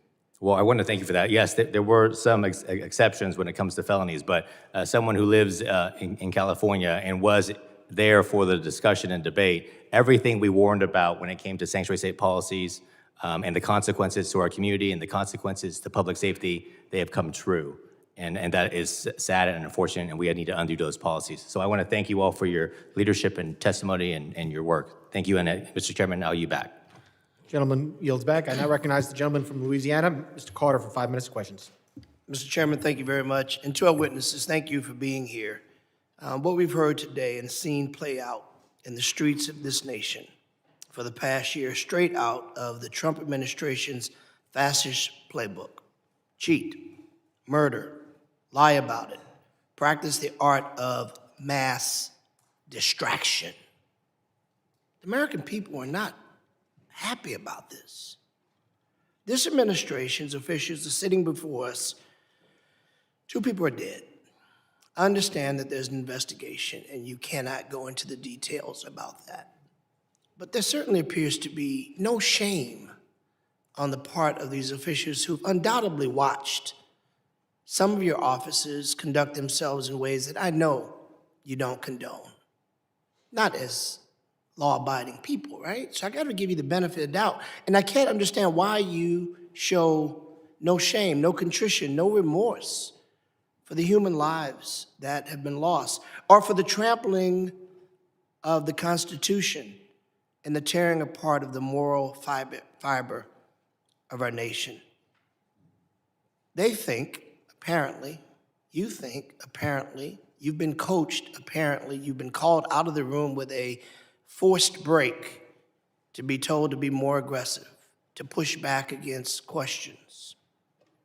The American people saw that happen. The American people watched as you all looked at each other. Oh, I didn't ask for a break. And clearly you were called in the back to be coached.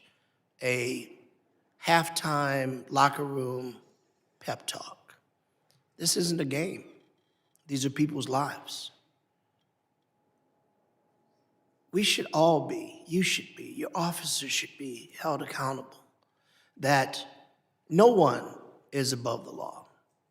No one can evade the Constitution. No person can evade what is right, even though you think that Donald Trump will protect you, and maybe he will for now. But there will be a time that you have to answer these questions. And while you have worked on many administrations, and it's been asked, you worked on different administrations, what's different? I'll tell you what's different. The approach of how you conduct it, your search and seizure. The reason there were so many others and they were not riots was because people were not being trampled. You had trained officers who knew the art of de-escalation. They understood the rule of law. They understood the Constitution. Yet now we continue to hear lies. Last year, I took members of Congress on an oversight visit to ICE facility. We were told certain things that turned out to be patent lies. They told us things that we witnessed within moments of being there to not be true, yet we continue to hear you and some of my colleagues suggest, don't believe your eyes, don't believe your ears, just trust us. Well, the American people can see. And this notion that Democrats don't want enforcement, those are talking points that are wrong. We want rapists and murderers off the street. We want the bad, the worst of the worst, to be arrested and to be deported if they aren't supposed to be here. What we don't want is citizens running down the street being chased by ICE agents, people being shot on the streets by rogue officers who are in fact American citizens. What we don't want is to see people like Ms. Good or Mr. Preti simply doing what we often say, if you see something, say something. We don't want to see people dying on the streets. So let me ask you a quick question. Mr. Lyons, has ICE ever detained an American citizen such as they are not free to leave, whether it is on the sidewalk, the street, or thrown into the back of an ICE vehicle because they looked or sounded a certain way, even though they said they were American citizens? Yes or no, quickly, I only get 38 seconds. No, sir. That's never happened before. That we've arrested one? No, sir. We've detained individuals to verify identity, but we haven't arrested or deported. No, sir. Detain, arrest, check it out. It's yes, sir. The same thing, right? All right. What does an undocumented person look like or sound like? Does it look like Mr. Garbarino? Does it look like me? Could look like anyone, sir. Okay, well, how are you training your people? Because you've said and others have said, if they sound a certain way, they look a certain way, we're going to stop them. That was quoted by your people. What do you say to that? Sir, what I say is that ICE does criminal targeted enforcement based on intelligence, and we don't use the color of skin or accents for that. So the person who said that was wrong. Yes, We'll let the the person that was gentleman, wrong? we'll let the gentleman get that answer in writing. His time has expired. We will now recognize the gentleman from Tennessee, Mr. Van Epps, for 5 minutes of questions. Thank you, Mr. Chairman, for holding this hearing and to our witnesses for testifying today. I want to commend the job the Trump administration and you gentlemen are doing to secure the border, enforce federal immigration laws, and keep dangerous criminals off our streets. Under President Biden, we saw unprecedented levels of illegal immigration, and many of those who came across the border were connected to transnational criminal organizations and have continued to commit crimes while in the United States. Despite doing everything they could to secure our borders, our brave CBP officers and Border Patrol agents were undermined at every turn by the Biden-Harris administration. Yet under President Trump, CBP, Border Patrol, and ICE have been empowered to do their job and fulfill their mission.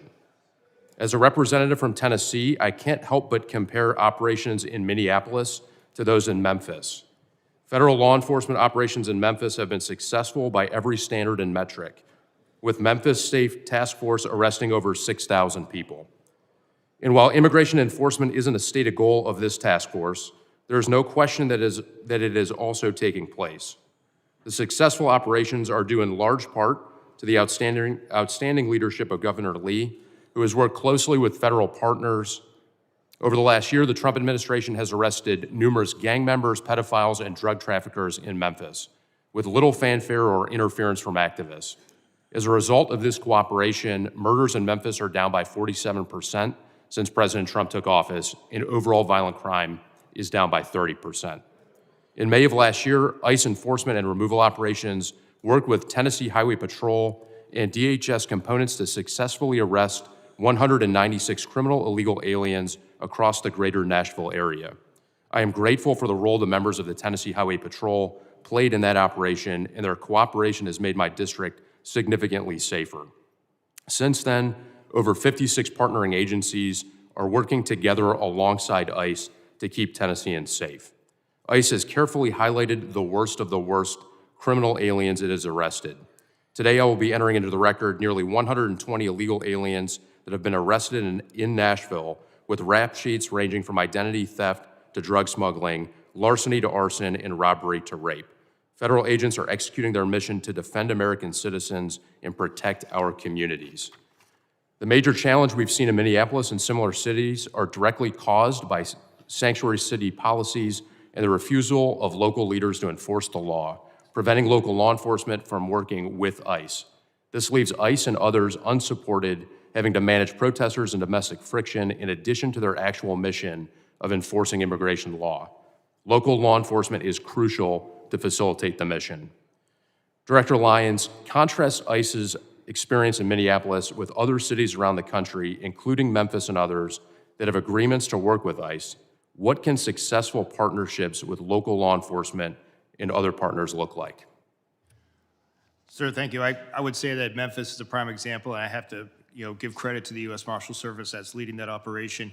Homeland Security investigation agents are out there every day with the men and women of Tennessee Highway Patrol, Memphis Police Department, and the reduction in crime has been significant. But if you look across the country, almost at every state, we do have cooperative jurisdictions. If you look at Texas, we have outstanding cooperation. You don't see any riots or anything like that. You see side-by-side law enforcement working together as it would be. If you look at the state of Florida, state of Oklahoma, state of Louisiana, all across the nation, we do have that. And what it is public safety. Thank you. Next, I want to commend the Trump administration for locking down our southern border. A year ago, it was a highway for illegal aliens and illicit materials. Today, it is secure and closed. Commissioner Scott, as Congress and the Trump administration enabled DHS to secure the southern border, how are cartels and other criminal organizations adapting to effective border enforcement? They're going to continue to push back. I think some of it is in these protests, because if we can shut down interior enforcement, that allows them to basically market their goods, if you will, to smuggle people in. And they need those people to be distractions, because without it, they have to start digging $1 million tunnels. Without it, they have to spend a bunch of money on drones, which we're countering. But without it, they have to go out into the ocean where they stick out like a sore thumb, and we're increasing our radars on the West Coast and increasing our air coverage. Basically, it affects their bottom line, and it makes it harder and harder for them to bring their poison and anybody that wants to threaten this country that's willing to pay them here. Thank you. Mr. Chairman, I move to submit for the record a list of DHS worst of the worst in Tennessee, 3 quotes from Tennessee's 7 sheriffs supporting ICE, and 5 news articles germane to the hearing in Tennessee. Mr. I yield back. Without objection. Gentleman yields back. I now recognize the gentleman from Texas, Mr. Green, for 5 minutes of questions. Thank you, Mr. Sorry, Mr. Chairman. Can you hear me now? Is it? The microphone right there. Well, will you give me a moment to get a bit closer, please? Thank you, Mr. Chairman, and I say it sincerely. I believe this is a most valuable hearing, and I'm honored that the ranking member would be here with us to accommodate us, as is the case with you. Mr. Lyons, is it true that you have a criminal justice degree, a bachelor's degree in criminal justice? Yes, sir, it is.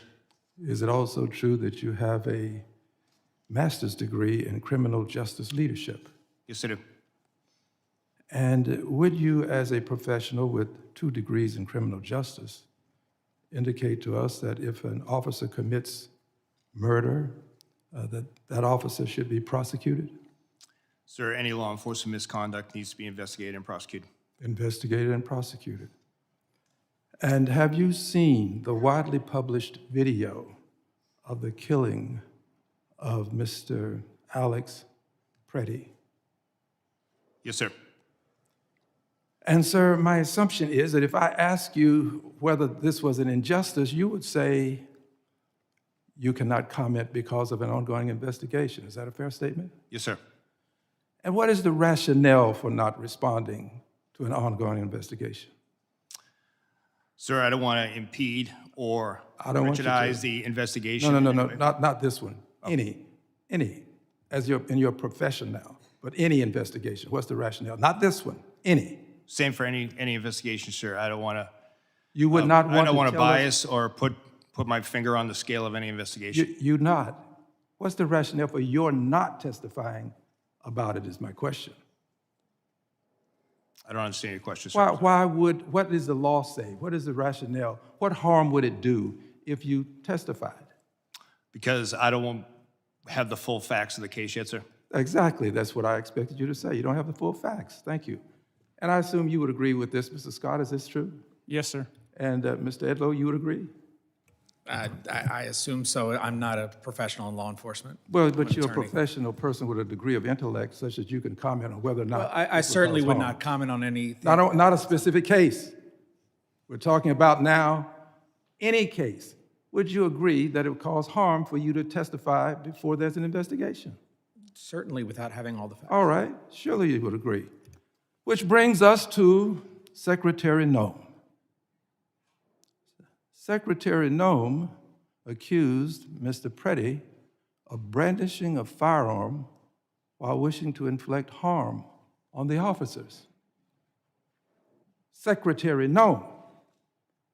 Same rules that apply to you apply to Secretary Noem. Accused this gentleman, Mr. Preddy, of brandishing a firearm.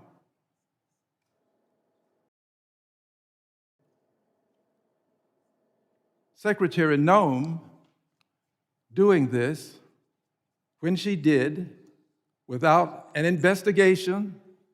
We have to agree that there's not been an investigation. I don't think I have to ask you that. Not a complete investigation that we know of anyway. She did it right afterwards. Having done this, she is violating this very basic principle that you have called to our attention today. And we have to ask ourselves, why would she go so far as to say brandishing when he did not? The video will clearly show it.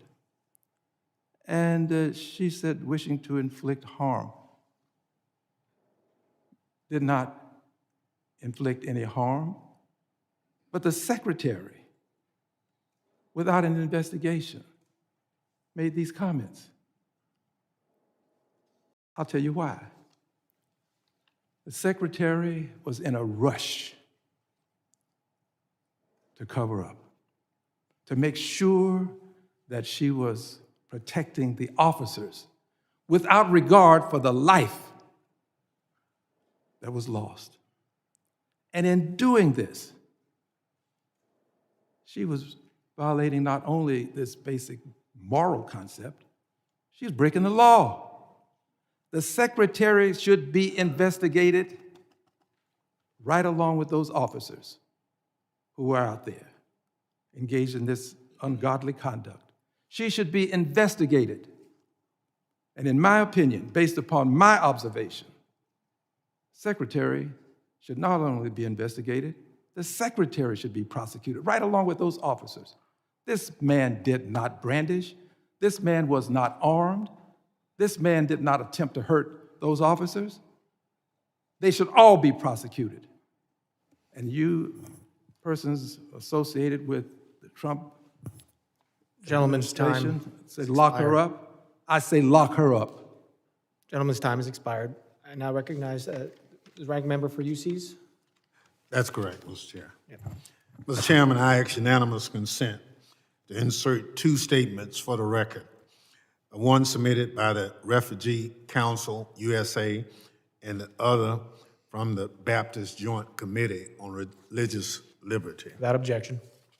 Mr. Chairman, on behalf of Ms. Ramirez, I ask unanimous consent to include in the record three articles. One, a Chicago Sun-Times article describing how U.S. Border Patrol has separated a family. Number two, an ABC 7 Chicago article that describes how ISIS warrantless arrest in Chicago has been ruled unlawful by a federal judge. And third, a ProPublica article documenting how immigration agents are using banned chokeholds and other moves that can cut off breathing. Without objection. Mr. Chairman, I ask unanimous consent to insert in the record the following articles. A CBS News article that states that contrary to the administration's claim, only 14% of those arrested by ICE had violent criminal records. An NPR story about a DHS memo that says ICE can enter people's home without a judicial warrant, which has alarmed members on both sides of the aisle. An article from the Marshall Project that alleges that there are thousands of kids in detention, many for longer than the court-prescribed limit. An article from the Independent about a sick 5-year-old, Lame Ramos, asking for his mom in a detention center, which rebuts testimony we heard today that ICE was taking good care of him. A report from the Center for Election Innovation and Research updated this month that found that non-citizen voting is rare and allegations of the practice are a result of misunderstandings or fabrication. An article from the AP which highlights that federal authorities are monitoring and tracking individuals who criticize immigration enforcement operation. A report from the Brennan Center titled, ICE Wants to Go After the Sinners as Well as Immigrants. A report from The Guardian that describes the terrible condition in ICE facilities and that ICE denied urgent medical care to a 10-year-old. Without objection. I want to thank, gentleman yields back. I want to thank the members, or the witnesses for being here tonight, and all the members for their questions. Members of the committee may have some additional questions for the witnesses, and we ask that the witnesses to respond to these in writing. Pursuant to Committee Rule 7E, the hearing record will be held open for 10 days. I want to let the audience know that please still be seated while the witnesses and their teams leave. Without objection, this committee stands adjourned.